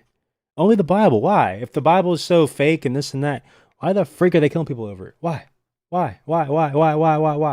Because the Bible said it would. So it's a self-fulfilling prophecy that's in there, proving that it's real because it's happening. It's proving itself. I'm not racist, but racist jokes are funny. Sure. We're all racist. In our own way. I'm peoplecist. Things don't offend me. If it offends God, I feel sad about it. But nothing offends me. I don't care about my life. I don't care. They could kill me right now. As long as I go to heaven, I don't care. For real. If I go to hell, I mean, it sucks, but sheesh.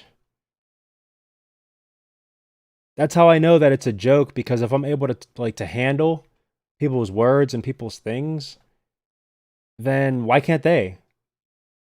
Because they're not even sure of themselves. That's why.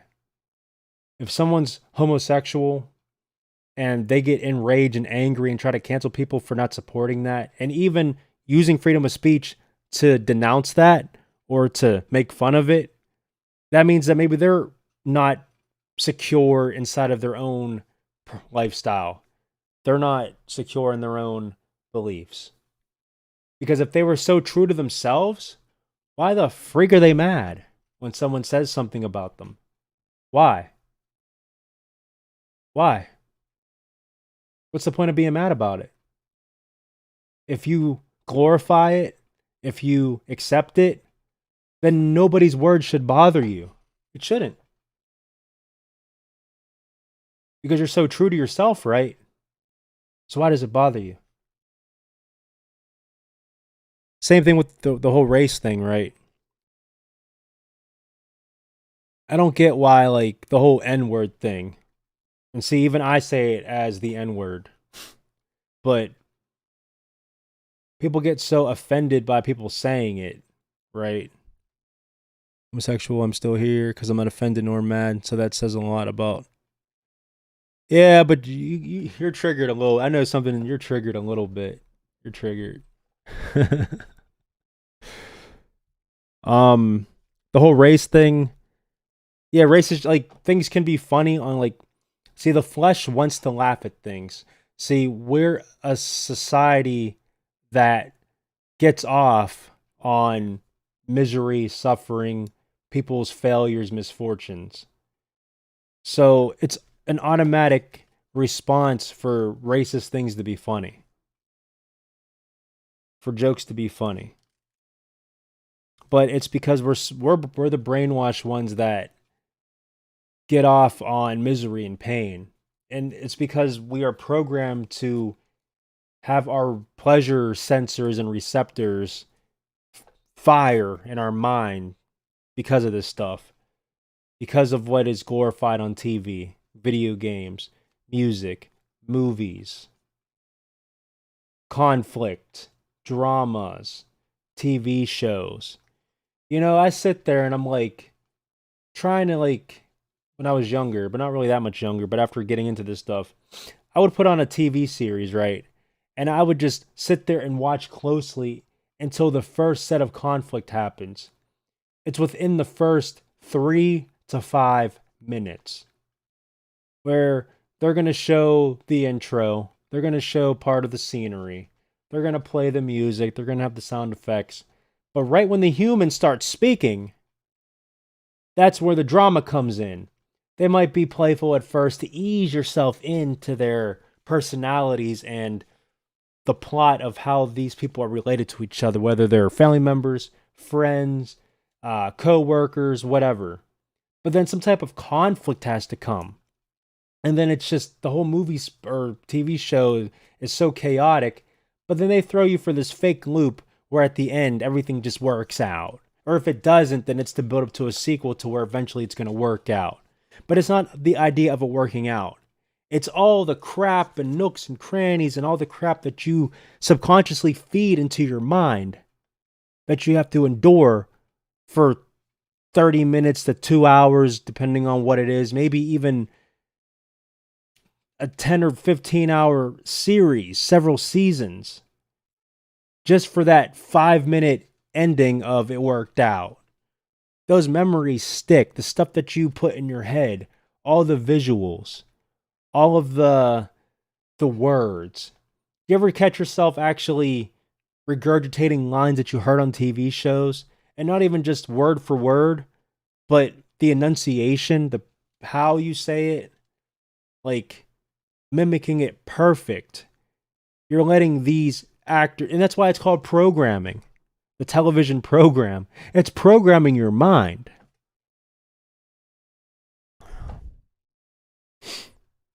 There's the difference between self-aware jokes or just straight up insults. The jokes are only based on a stereotype. Yeah, but most of the time stereotypes are true. But I'm okay with that. I'm not okay that it happens, but I accept it if that's what. It doesn't mean I tolerate it, but I accept it and it doesn't bother me. Because if the shoe fits, I'm not triggered. I was a little confused in the conversation because I have never heard those opinions, but not mad, and I don't agree necessarily, but no point in trying to change your mind. I mean, it's a fact though. Men are putting their tweeters inside of a hole that is meant for sludge to come out of. So the sludge is going inside of their hole.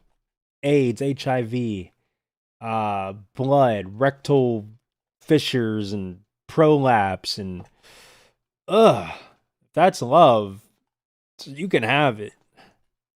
That's disgusting. And I know men can do that to women, but that's still a choice. I mean, that's optional. It's not like that's the only hole that they have for that, you know? And I guess you could say that for men too, because there's still another hole, but that's still like, that's not even meant to go in there regardless of if you're a male or a female. It's not.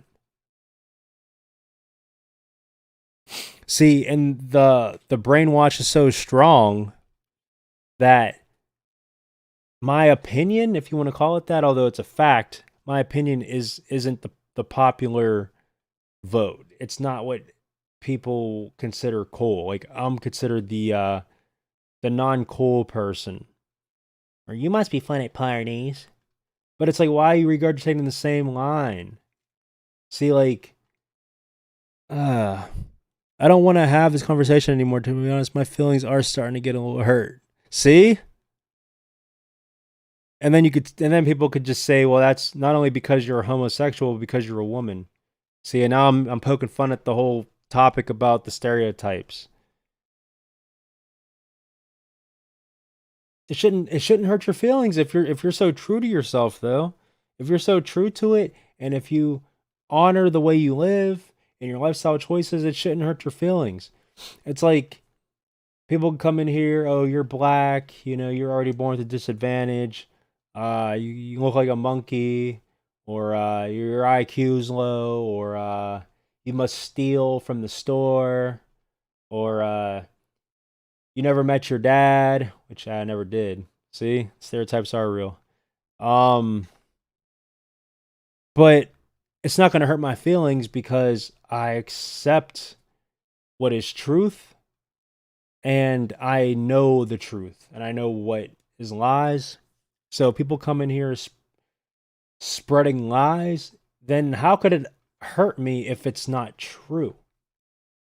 What hurts me more than what they're saying is the idea that they're utilizing their one and only life and that energy consumption for that day to do that where they could have otherwise done something else that's more productive for their own growth. Period. You could just do something else. And that's why atheists make me laugh in a way, because they go out of their way to try to like convert people to not believe.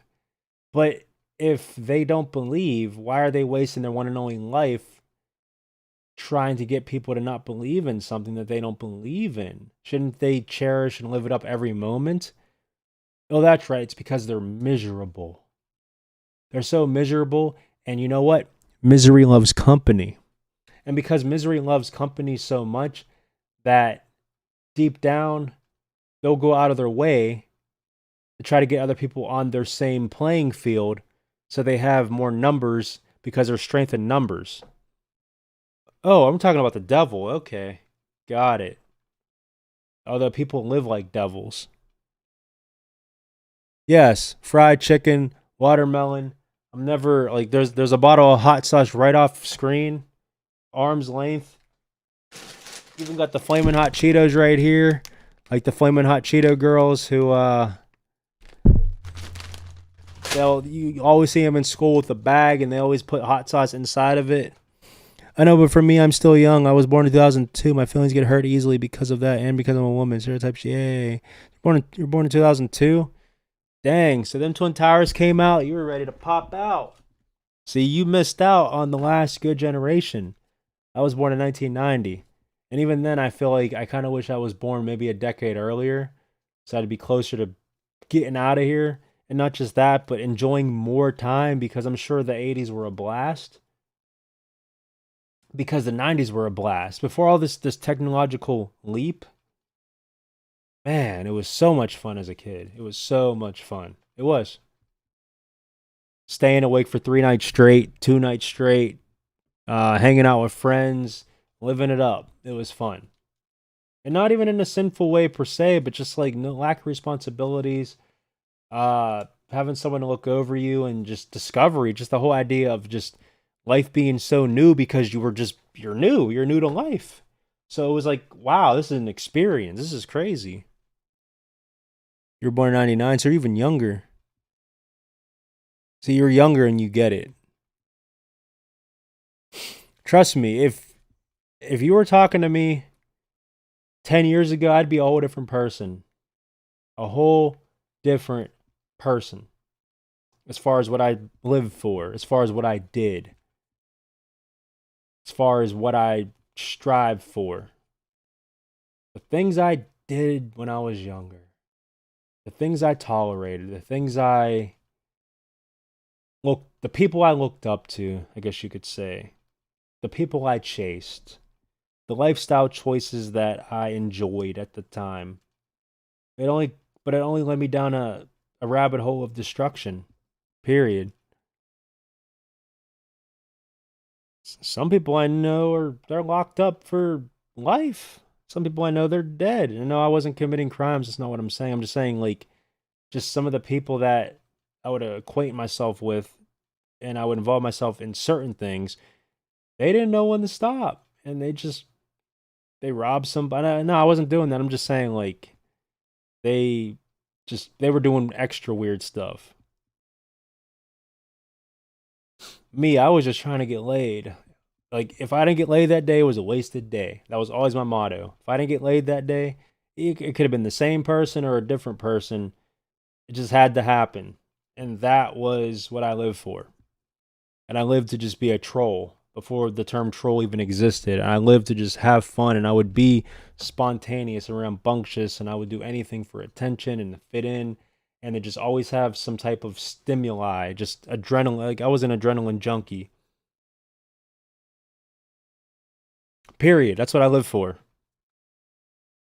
Skipping school, hooking up, going places, blowing my whole entire paychecks on band t-shirts at Hot Topic, and not giving a crap, and just having fun, eating food. Just, yeah. I would only go to school at the end of class to hang out with the girls. That was it. Well, I have to go. It's 2:29 in the afternoon.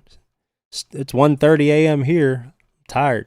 I'll definitely be back, though. I find you a very interesting person. I appreciate that. Yeah, I'm very interesting. I'll get my hair done, especially for you next time. You know, doll myself up for you. Trying to convert you. No, I'm just kidding. I have made some horrible life choices. I was caught vandalizing abandoned cars in 2017. I agree about the getting laid part. I still kind of have that mindset. Because you're young, man. But Clink Pop or K-Pop, thanks for stopping by. As always, may the Lord Jesus Christ bless you, and I will pray for you. Peace. Made some horrible life choices. But you know what? With time you'll grow, but you got to stand for something. You can't just live your life. Like, find that one special person that you can truly, and if it never happens, and it's better than being hurt your entire life, just trying to fill an empty void that only gets bigger because you're not filling it. It's just expanding because you are doing things that's only causing your pain and misery to skyrocket, because you're going to be left disappointed every single time, because the best way to make God laugh is to make plans. Because you're always going to fail miserably. Always. Those plans you have, I'm going to do this, I'm going to do that, this will happen. God's sitting there like, okay, yeah, you're about to see, you're about to learn a valuable lesson. Okay. See, with you vandalizing cars, like, that's proof. You had a thought, you had a plan, and you were caught. You were caught. Now imagine the things you're still going to do to this day if you don't change that may not go well for you when you do get caught. Yeah, you need to agree. But don't agree just to agree. Agree by your actions and your choices and your mindset. You have to renew that mind because you only get one. Don't fry your brain. I fried my brain, okay? I still have a brain. It's still in there. But I freak out a lot. I get paranoid a lot. I start to have a lot of self-doubt. I start to feel like God is judging me. And I get into these bits of rage where I literally lose control. I lose control. And that's why I don't want to drive. I lost control driving a few times. Not like the car lost control. I was still able to drive the car. But my brain lost control. It's scary, and it's all because of my past. It's all because of what I've subjected myself to, what I allowed certain demons to enter my life, and they just will not leave. I need deliverance. Something downstairs. I was baptized and everything, and I don't mean the baby baptism. I mean I was baptized a couple years ago. And I know that's not the way to salvation. It helps, it's cool, but that's not what it's about. See, here's the key. If every person followed all the 10 commandments, if each person followed them all, none of this stuff would be going on. Like, it's so simple for this world to just go back into paradise. Well, I've stopped committing felonies, I guess, out of lash of teenage anger, but I still have problems with speeding tickets. Well, you got to think like you are putting not only your life on the line. I mean, if you kill yourself, that's your problem. That's natural selection. But you are putting other people's lives at risk. This woman got like 20 years for hitting. She was like speeding and she ended up hitting a woman crossing the street with a stroller. Double homicide. And the messed up thing is like a year or two prior, she got arrested for the same thing. She didn't kill anybody, but she still crashed.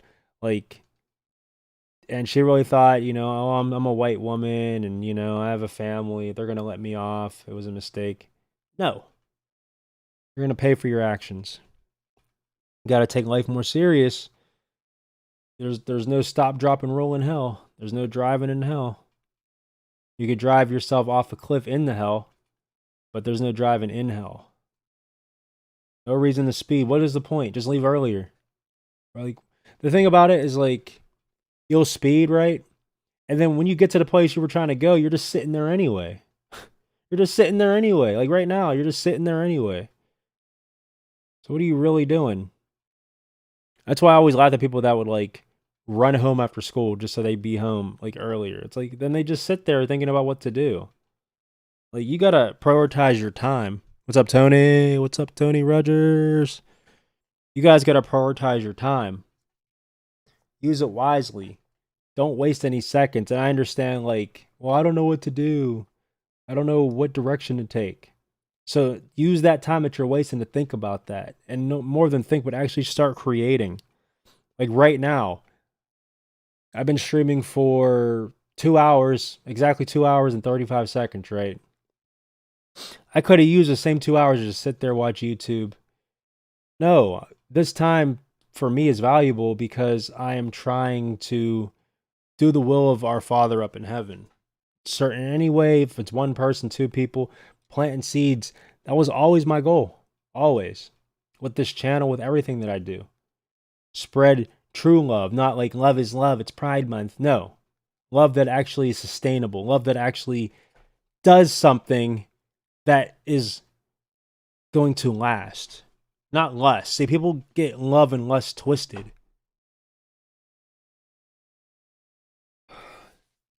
Because people don't understand love.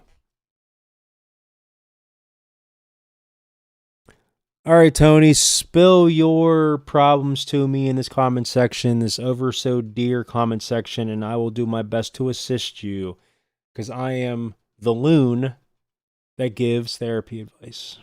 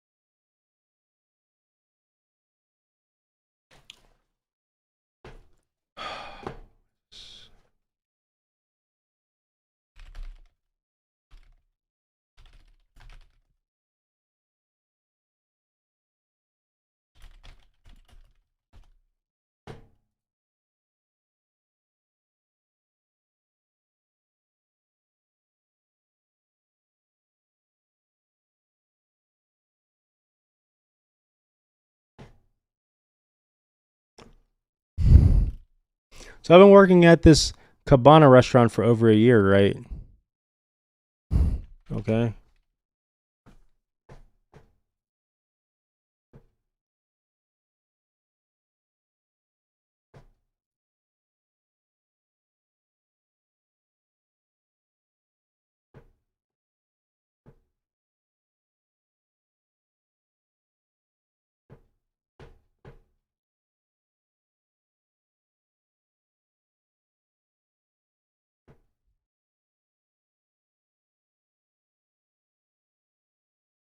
And this kid who clearly isn't as good as I am is about to get a promotion. Favoritism. Quit your job and find something else. That'll show him. That'll show him. And the thing about me is that I plan stuff out in my head to try to go by. But you're right, because sometimes I just get depressed if things don't turn out. And this, listen. Here's what I learned about business, right? You want a promotion, and the reason why you want a promotion is because, let me turn this mic down so it doesn't peak. You want a promotion because you want more money. Now, this person that's getting promoted may make $1 or $2 more for 10 times the work. Your boss is doing you a favor. While you're working less to make money enough to survive because you are surviving, that could be more thought process into getting yourself the heck out of there. So then you can actually make more money for doing less work. And for you to be furious over it is just a test to see how you're going to conduct yourself and how you're going to react, pun intended, to that. But I would need more context. You think you're better, but does the job think you're better? If yes, then why didn't you get it? If no, then maybe you need to address that and show them that, hey, I'm better. Maybe you have to physically go up and ask, bro, that's cool you gave this guy a promotion, and I'm not trying to put this person under the bus, but why the heck didn't I get the promotion? I pull in more numbers. I'm always on time. I'm reliable. I'm dependable. I'm a hard worker. And really, I could use the money. So could you give me a promotion? Could you give me anything? I'll do extra work, even for an extra $1 raise per hour. And then we'll go from there. In 3 months, give me a review, and then give me another promotion. You gotta slow it. Don't ask for $5. Like, don't be dumb about it. Actually, it's a certain position I want. Okay. Nah, you need to stay in that kitchen doing them dishes, because I know that's what you're doing. I'm joking. Listen, if you want to get a server position, be happy that you have a job. You put in applications to other restaurants. and you apply for that server position. Number two, although you may be a better worker, and this is going to come as stereotypical, is this person that got the promotion, I'm assuming because you're upset, it's a male. If it was a woman, you would just accept it and not really be too mad about it. Now, not to sound weird, but is this person more, how do I put it? All right, so they wouldn't hire me as a waiter. Look at me. You get it? They wouldn't. Is this person more attractive?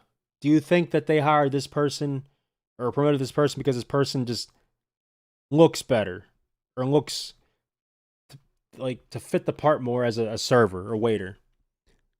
Food running is what we both do. You mean did, because now this person got promoted, so this person no longer does the. I don't know what you're saying. True, but I don't know which part. Remember, there's a delay with the stream. So you guys both ran food. You're better at running food, but he got promoted to do the serving.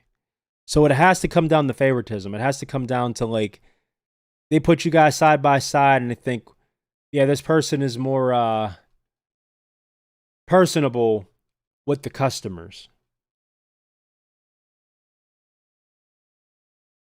I've worked at a lot of restaurants, Mexican restaurants, fast food places, what else? Even a Chinese place. Yeah. And I would serve food, but it was more or less, I wasn't a waiter.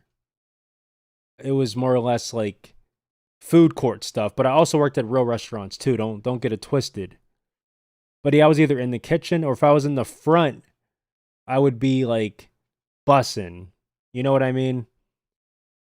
But that's when I was younger and I used to be more attractive. Like I get it, the hair, it's not for everybody. Some people actually like it. I was really cut and in shape, but at that point, I wasn't working at restaurants anyway. I just changed my profession. I was doing gym stuff anyway. Because he's dating a server. So that's what it is. So the server got him in. They needed another server. It's not about what you know, it's about who you know. You could be angry, but being angry is not going to really do anything for you. Now, is it? It's just channeling negative emotions and you're not getting the what you want. You're not getting your goal accomplished. Right? All you got to do is apply somewhere else. That's it. Well, I don't feel like it. I had this job for a few years now. It's good job security and it's a guaranteed paycheck. And I know the job really well. I really don't want to start over and get to it. It's just comfortable. It's easy for me to just get up, drive to the same place, clock in. I know all the people. I know how I can cut corners. I don't want to actually go somewhere else to where it's unknown territory and then I have to learn new stuff and I can't cut the corners because I have to learn how to cut the corners and it might not be easy as what I am now because I'm comfortable here. I get it all. I don't know. I'm fighting doing something drastic. Why? You gonna punch the guy? Like, you need to chill out. Like, there's no reason to be like that. Look, is it even life or death? I mean, I'm guessing you live with your parents anyway. Like, what is the deal? And like, look, I'm in this house, right? Thing is, I live where what? What?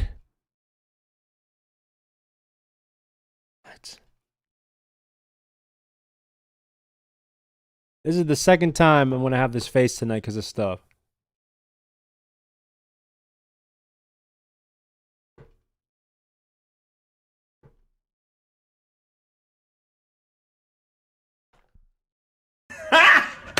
Got him! I'm joking. I gotta get more soundboard sounds.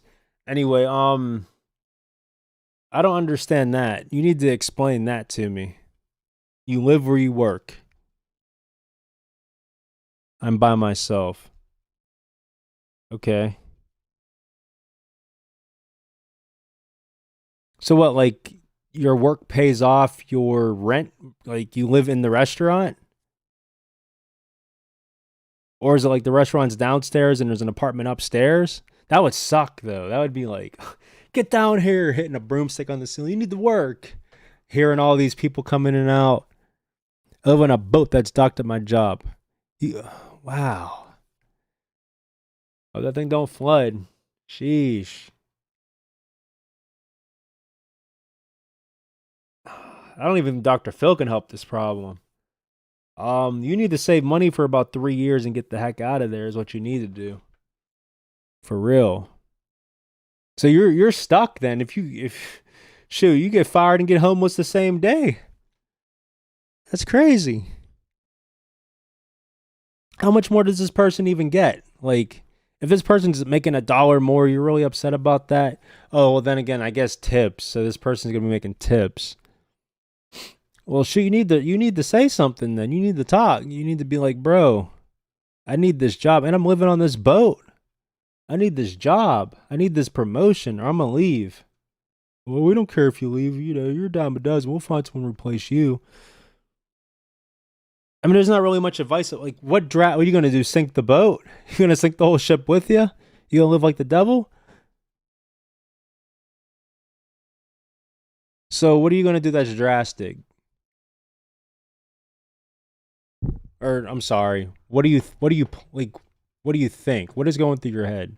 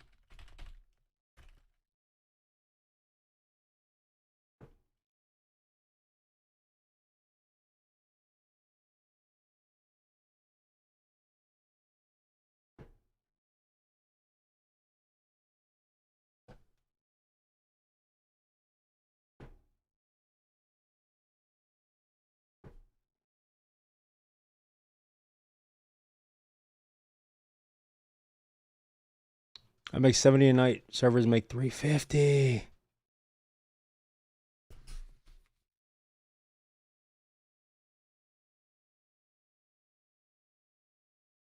My hat's off to you, sir.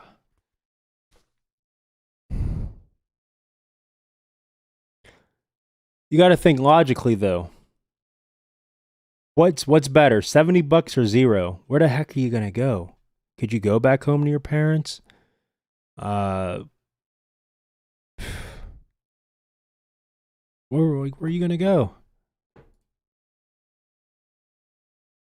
Like, real talk.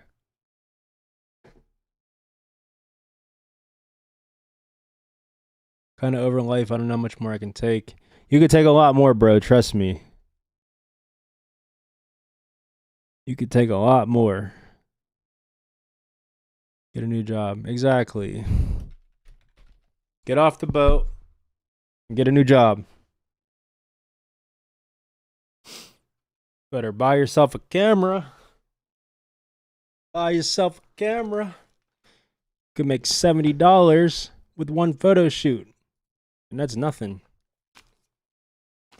You could do multiple photo shoots. Where's the fatty at? Where's the fatty?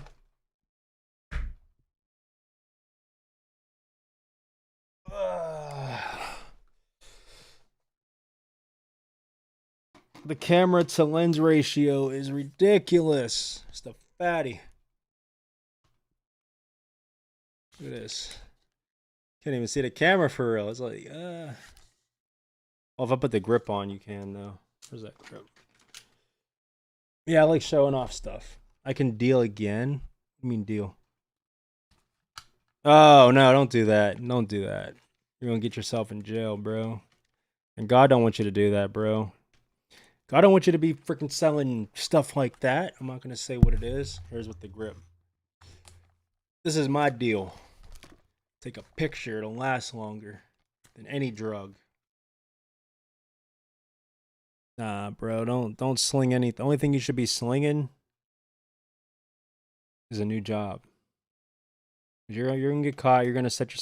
Why did I leave that boat? I should have been happy that I was making 70 a night, running food. Shoot, there's people like that wish they could make that much. There was a time in my life where I wish I could have made 25, 30 bucks a day. Anything. There was stretches of days where I didn't make a single cent for months. So come on. And realistically, something bad could happen to me to where that could happen again. You never know. I'm not trying to sell anything. I'm trying to stay afloat. You guys need to chill. Talking reckless.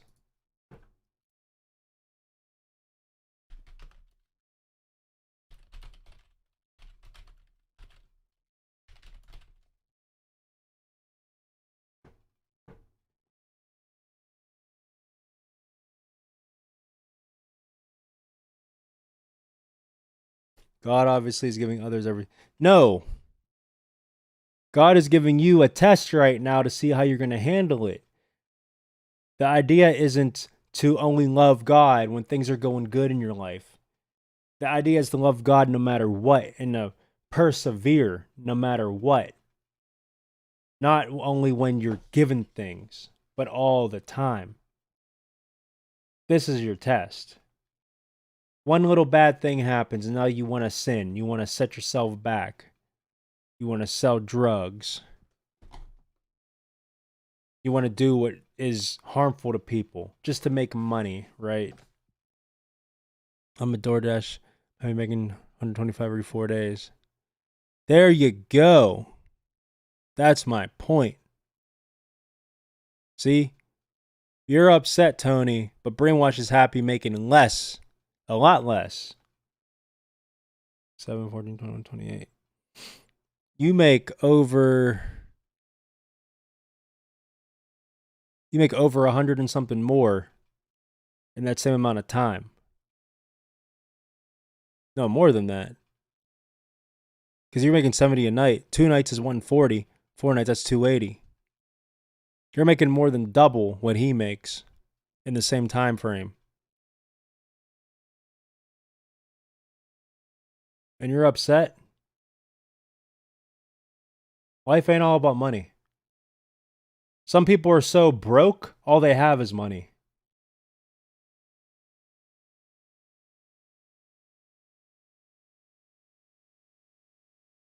And here's a true story.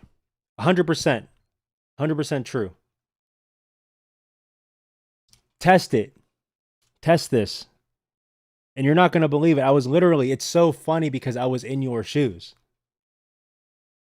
God, if you truly believe in God, He will give you everything you want, everything you ask for, everything. It's not even a joke. It sounds like bullcrap. Trust me, someone told me that. I'm like, yeah, right. Yeah, freaking right. And then one day, I was like, if I ask God for a nice computer and a nice camera and nice this and nice that, I ain't ever going to get that.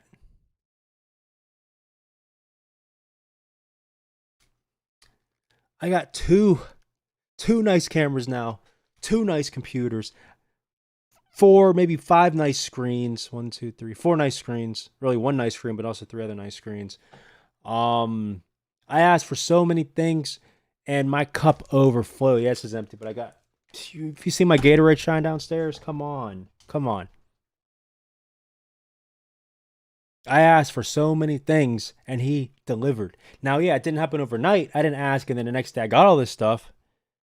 It took a couple years, but I literally at that point was like, there's no way. I'm like, these things cost thousands. How? How is this? Like, how?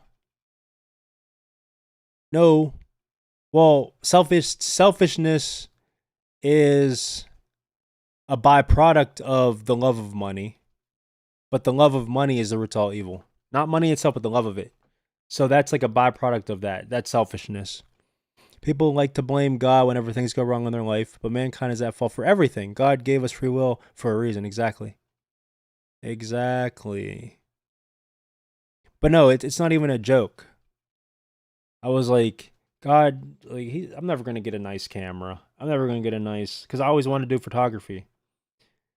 I'm over 100 and something paid shoots in 4 years. stacks of weddings, dozens upon dozens of weddings I shot. And I just asked. He gave it. It's crazy. You just have to believe. Like, it's so nuts because I was working at a gym and I was making like 500 a week, 400 a week. Right. And I was at the gym all day, every day because I worked out there and I would run there, I'd run home and I would work there. A lot of times do doubles.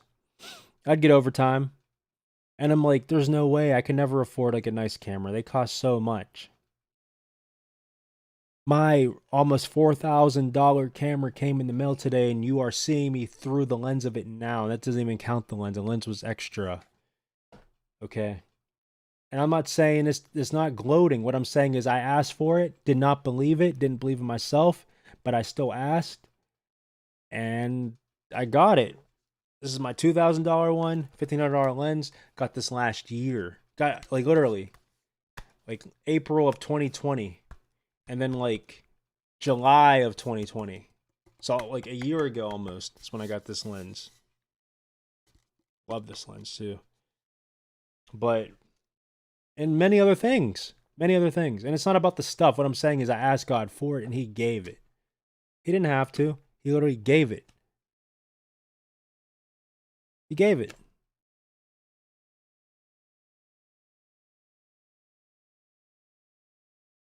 So many things. And it really taught me one thing, that materialistic stuff, it's not about like, you think of like these rich, lavish people with so many things. But at the end of the day, everything that I asked for, I feel like God gave me because like it's to show not only his presence and not presence like presents, but like presence, like him being there. But it's stuff that I'm trying to, like, I'm broadcasting, preaching the word of God through this stuff. Being humble, trying to be faithful. Yeah, I watch some porn here and there. Like, it's messed up. I need to stop. I feel guilty. I feel terrible. It's my biggest downfall. Like, if I go to hell, like, that's going to be like one of the big things God really judges me for, and it's stupid. And I cut down a lot, and it's just I'm being dead honest. Like, lust, it gets to me, and that's the thing. Like, me saying it isn't to justify it. Materials won't be in the afterlife. Exactly. See, God, the Bible says to don't worry about storing your treasures here on earth where moths can get it and get to it, and dust can, get to it too. But to store all your treasures in heaven where it's meant to last. But the thing I'm talking about is it's not about the materialistic stuff. It's what I'm utilizing these tools for. Which I know it can sound like a joke because it's like, well, how's this headset? How's this VR headset? How's a PlayStation 5? Well, I think of my kids and I think of like getting them things that I never got. Things that like just being able to provide as a dad, as a father with 3 kids.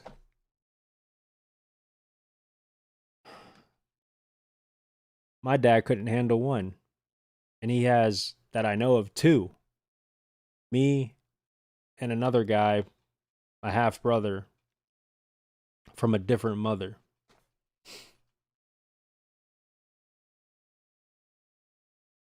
And I had to find him through my half brother that I didn't even know existed. And it's not a pity. I'm not saying this like, oh, feel bad for RyanREAX, whatever. What I'm saying is like God will, like, life will throw you curveballs, and it's about you falling off the horse and not only getting back up, but eventually upgrading from a horse to like a Mustang, a stallion, something just far greater than you ever could imagine.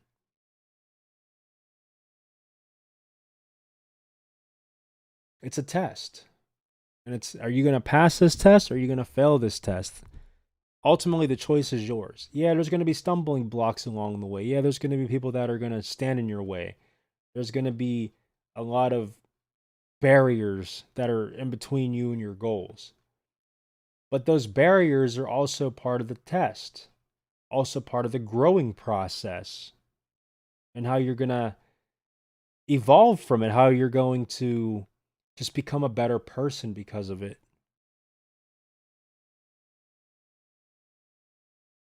Because it's not about you. It's about your Lord and Savior Jesus Christ. It's about doing the will of our Father up in heaven. But it's about other people too. It's about all your struggles, which is what I'm actually manifesting. All my struggles that I ever went through, I'm able to piece together.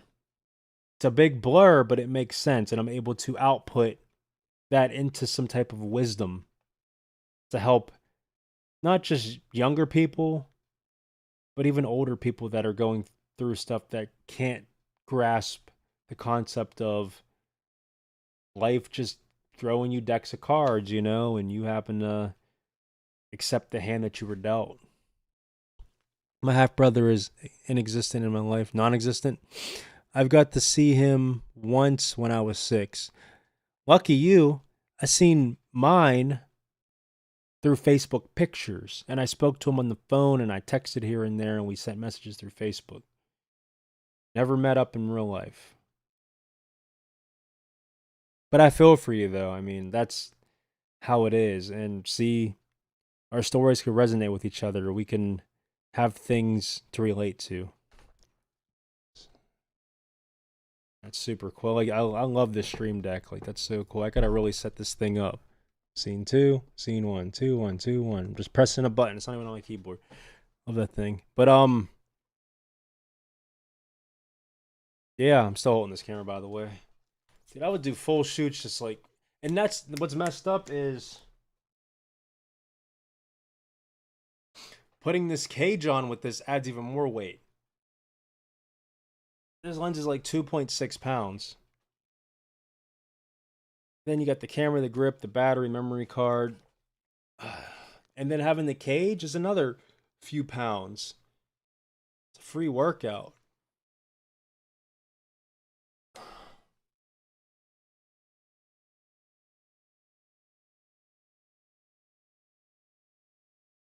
I just feel like we all have to suck it up and understand that there are people that are going through far worse things than we could ever imagine. Just close your eyes and think about that for a second. Think about kids that are locked up in cages. Think about starving babies in Africa with flies eating their bodies. Think about people that are just born to be abused and tortured and manipulated. Think about all that stuff. Think about the way Christ lived, ultimately. Tempted in every way but did not sin, knowing from birth that he was to fulfill a mission, to accomplish a mission, to be a sacrifice. Sacrificing not only his life to death, but sacrificing his life, meaning not living based on the worldly desires at all. So he sacrificed all of his time until death. So it's like 2 sacrifices. It's sacrificing all that time, and then it's sacrificing the life that you never even really had on that level like we do. Because the path is narrow and the wide one leads to destruction. And most people, like you, want to sling dope and drugs and all this stuff because you're upset because someone got a job and you didn't. And I'm not trying to like sound like ignorant or mean or anything. I just know like you have more potential than what you believe in yourself. And maybe God's saving you from something else, which is why you didn't get that job or that promotion. Because you know what? Maybe you would have got that promotion. Maybe you would have made $300 a night. And maybe you would have got too comfortable and then you would have started not slinging the dope, but doing the dope. Because it's like, well, I got extra money to spend on dope now. You don't know. Like, but don't blame God for it. Thank Him, because if you trust in His plan, even when things seem to be so bleak and so messed up, it's going to work out. You just have to, it's the second you derail from that path, yeah, that's why it's going to not only mess up, but it's going to seem like it's going to keep messing up because you are turning your being led astray. You're turning away from God. Child trafficking. Yeah. Child trafficking, adult trafficking, slavery, being used, abused, manipulated, being drugged, forcibly put into certain situations, being blackmailed. All this stuff happens. But, like, we're just people that don't think about that stuff whenever the times get tough in our own lives. I don't know, man. I literally just am lost. I think I'm gonna make a note and leave my dog somewhere and end it. I'm always overlooked. I don't know. I just don't want to be around anymore. Um. So the thing is, like, you saying that on my stream is putting me at a liability. Um. I don't think you're serious. I think you're just depressed. So I'm just gonna go ahead and hope that you delete that comment and just forget you said that because yeah, I don't want to have to like. I mean, if I have to, I have to. Like, I'm pretty good at finding people, but I have friends in higher places that can find people. But yeah, I don't want the hospital to like the ambulance to come to your house and strap you down to a bed because of your types of talk. But I couldn't live with myself not stepping in. I couldn't. You're just like depressed, man. And you know, ending it isn't really ending it right because ending it just transitions you into another place that's even worse and it gets eternally worse than this. See, the thing about life, yeah, that's what I thought. Message retracted. The thing about life is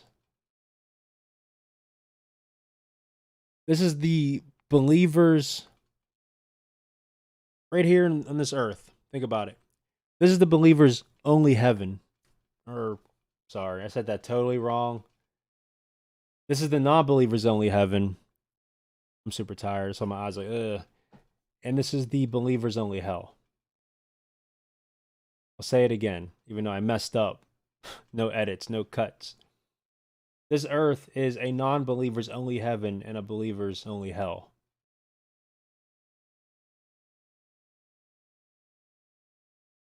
So ending it isn't ending it. It's just transitioning you into the next life, which in your case would be the next death. Because yeah, God don't play them. God don't play with that type of stuff. So because you're only making 70 instead of 300 a night, you want to end it all. And I know there's more to it. I get that. I get it. It's like a domino effect of a lot of things. I totally understand. But the truth is I don't want like I could be mean saying you'll get over it. It's not that. You'll get through it. You'll get through what you're going through. It's only a matter of time. Put more light on my face so you can see I'm actually not lifeless. Things will work out. You just have to work at it. Talk to your boss often. Tell him you would do whatever it takes to get a promotion, to get a raise, that you need the money.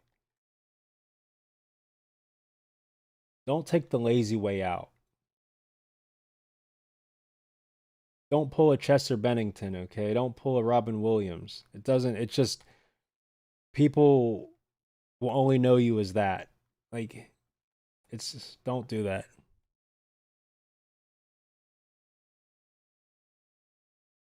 Trust me. And this is not like, it's not a pissing contest. I'm not going to be like, well, if you only knew what I went through my life. I was in a homeless shelter before for one night. Then I stayed with a buddy for 9 months. Um, what else? I've been in and out of placements. I've been in foster care. I would always bounce back, but the fact is I've been through some stuff. I've been in mental wards several times, various ages of my life, even as an adult. Yeah. And yeah, I would feel like depressed and miserable. But you got to use that God given talent and brain to get yourself out of it, to figure it out. Because I know when you get into that lowest point, you feel like there is no hope. You feel like there is no direction to take. You feel like there's no one out there to help you or no one out there to support you. But you got to keep looking until you find it. It's not easy. And that's why when you do succeed, you can look back at this and then you can give the next wave of people this same advice that I'm giving you, because you're going to be able to have a deeper story to tell than even me. I should have recorded more of my life.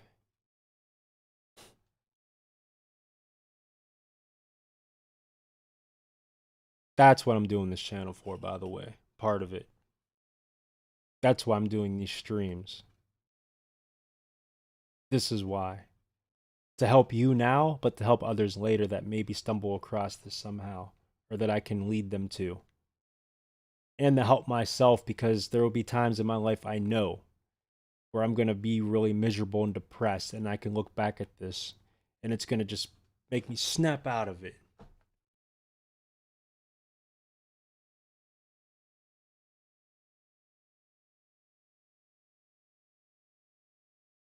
It just takes time, but time is on your side. You're young. You just have to put more work and effort and energy. And I don't just mean at your job, I mean at your life, even if that means sacrificing, because life, it's about sacrifice. You may have to sacrifice what you're doing now to get yourself in better places, better experiences, better situations. Meet more people, network, join Facebook groups. If you have a talent, profit off that talent so it's not considered a job or even a career, but a hobby that you're making money off of. I keep looking over because that's where my chat is, by the way, and I'm seeing no one's actually saying anything.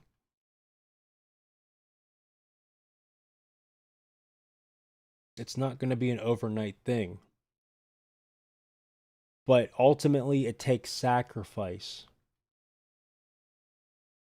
And a lot of sacrifice. It might even take, like my eyes, I'm like, you get it now? Like, I'm about to fall asleep, but I'm still here. Like, parts of my brain is like, I'm going to end the stream. No one's even commenting. But I'm still here talking. Because I want it to stick and I mean it. Because I love you as a brother. I don't know you. But I've been through it. And I've been through it when I wasn't making any money. And I still survived. Look at my older videos. When I would be running outside. It's a blessing just to be alive, not to sound corny, but every breath we take is a gift from God. Exactly. I knew a girl in her 20s that had cancer in 3 different parts of her body, and she stayed optimistic. Bingo. You're being selfish, not because, like, that S word that you're thinking about contemplating is going to put a burden on the people around you that do, in fact, love you, but it's disrespectful for the ones that are really going through it that can say, you know what? Oh, I need to get her on I need to get her on. Oh, I wish she was up. Is she? Yo, I gotta play these voice clips. Victoria. Even her name. Her name? Her name is a sign. She was destined to be named Victoria because she's victorious. Let me play these clips. Maybe, man.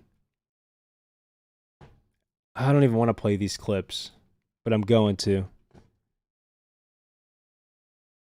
You see? Because I put, my goodness, you're a super strong woman getting. Okay, yeah. Why isn't it playing? Oh, hold on.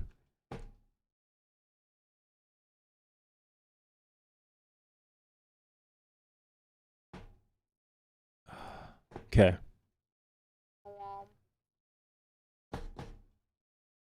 Reconstructed my stomach and my abdominal wall, and yeah, that's what the pain was from. You're not going to be able to hear that. What browser is this? Hold on. This is annoying. About to make you feel better in a second. What browser is this? Edge. Okay. Wait, let me play it. So the pain was actually from like my organs being burned. Oh, by the way. Do you hear that? I don't think you don't hear that. I know you don't hear that.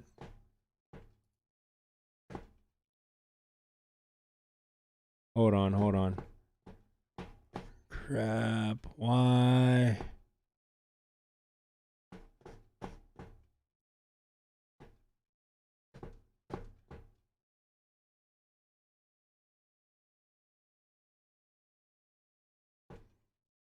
Oh. It's Firefox. Even better. Okay, good. 1 second. Firefox input will be... No, not input, output, system. Okay, now you should be able to hear this. Let me see. Let me just double check. Check.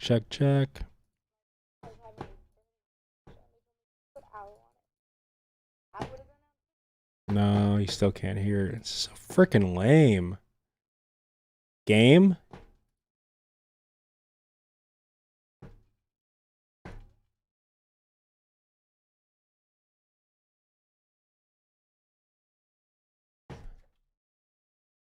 Bro, like...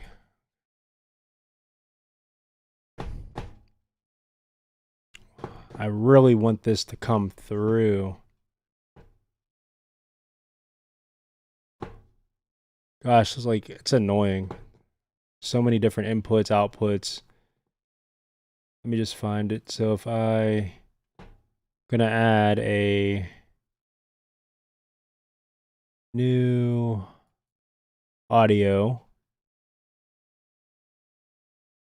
input, and then chat. Now is this... Oh crap, now you're gonna hear double. Son of a gun. Move that one. Output. System. Check. Now. System. Okay, now it should be good. They reconstructed my stomach and my abdominal wall, and yeah, that's what the pain was from. And well, the pain was actually from like my organs being burned. Oh, by the way, when I told them I was having this burning sensation, they told me just to put aloe on it. That would have done absolutely nothing. And then also, it's just crazy. It's just crazy that I went through all of that. I almost died because I would have went. Most people go septic within like 2 days of their tube falling out, and I didn't. My body cleaned my organs and all threw it in one corner, and then like keloided a whole sack around it to protect it, and then made a sack around the tube so that my body is protected. I have no clue how. So then I put, my goodness, you're a superwoman getting through all of that consciously, and your body doing the work it was supposed to. Good intuition on your part for voicing what you felt needed to be done. This is very saddening, and would have not known what I would have done if we lost you, and I never even met you before. Hearing your voice would haunt me if the unthinkable were to happen, because I felt something I haven't felt in a long time just hearing you speak. And no, I'm not simping, but I just felt like kind of what we're talking about, like with my depression and what she was going through and still is going through, and she's been going through for years. And yeah, that voice, like, there's many clips with it. Yeah, like, because it was through Facebook, and I would type, and she would just be easier for her to just do that. Seems like you need a lot of prayer that things turn around for you. And if I had all the money in the world to cure you of everything, I would. I'm happy you got back to me, and just hope one day all this will just be a distant memory and every dream you have will be fulfilled. Thank you so much. It's just, God doesn't give you too much. Like, He only gives you enough that you can handle. And this is what I can handle. And it feels in the moment that this is like overwhelming and terrible. But now that I look back on it, it's just like, yep, that's made me a better person. Every time I've gotten sick, it's made me a better person. Like, hey, other people might become a better person a different way, but like, this is what God chose for me. And I'm just so glad it made me a very selfless, like, helpful person, because during all of this, I was still reaching out to other people, trying to help them. Trying to help them. Everyone else was okay before I made sure I was okay. And then, like, in the hospital, I don't know how you feel about, like, COVID vaccines and that, but my friends wanted them. So I was literally scheduling COVID vaccines while I was in the hospital for them. And yeah, I already spoke with her about that. I don't agree with that. But it's the fact that she's going through literally almost dying, and she's still out there helping her friends. Scheduling them appointments. Come on. Come on. But one day, if I did die from all this, I don't regret any day that I've lived, because I've touched so many people and I've helped so many people, and that just warms my heart. And I'm glad to be able to help people and be here when people need help. Like, if it's a shoulder to cry on, if it's a hug, anything. I'm just glad to help people. And that's what I love to do. And there's more, but I'm going to save it because eventually we already talked about it. We're going to do like a documentary style video where she's going to talk about her life, vent everything. Yeah, my channel's small, but hey, if it reaches you guys, you clowns, you knuckleheads, maybe it's going to reach more too. Maybe that's what it was meant to. But right there, and she goes through so much every single day in hospitals. Not once ever talked about anything to do with what you're saying, all because of a job promotion you didn't get, bro. Come on. God chose me to be lesser than others. What is lesser because you make lesser money? Then if that's the case, that means God chose a lot of people to be lesser than you. That means you're above them. But you need to really be humble. Like, there's no reason to be this depressed. Well, I lied. Sorry. There's no reason to have these thoughts for the reason you're depressed. Like, to have these contemplations when there's other people out there that are actually going through actual stuff. Not you who isn't going to the hospital every day, about to be septic, dying, choking on their own blood.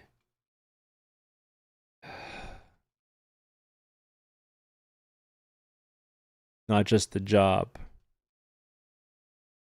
Yeah, well, whatever it is, there's people out there that are going through worse stuff.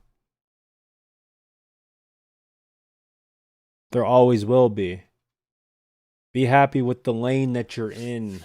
And if you're not happy with it, all this energy you're using to be depressed and negative about it, it's not getting you any closer to your goals at all. It seems like you're trying to find validation with the negative things in your head. You're trying to find that green light. You want someone like me to say, yeah, do it. So, oh, yeah, well, RyanREAX believes in God, and he's telling me to do it. It must be okay. You're waiting for that, and I'm never going to give you that satisfaction. I'm never going to do that. Period. I'm not. Because I know deep down it requires hard work, perseverance, and sacrifice. I'm always going to preach that sacrifice stuff. You have to sacrifice. You have to give up things that you don't really want to, but you have to. I'm telling you, there's going to be a day I can feel it. I'm going to have to sell all this stuff. Something bad's going to happen. I'm going to have to sell it all and figure it out. I hope not. I'm not trying to even think about that, but that's the negativity coming out of me because it's just with my past experiences and my luck, if you want to call it that. It's usually what it boils down to. But if there's a day like that comes and I have to, I lived with less, I've lived with nothing, I could do it again. I'll survive, right? But you have to work hard. You have to. And yes, on that note, I am going to bed. Think about this stuff. I will stream tomorrow as well. That's it for me.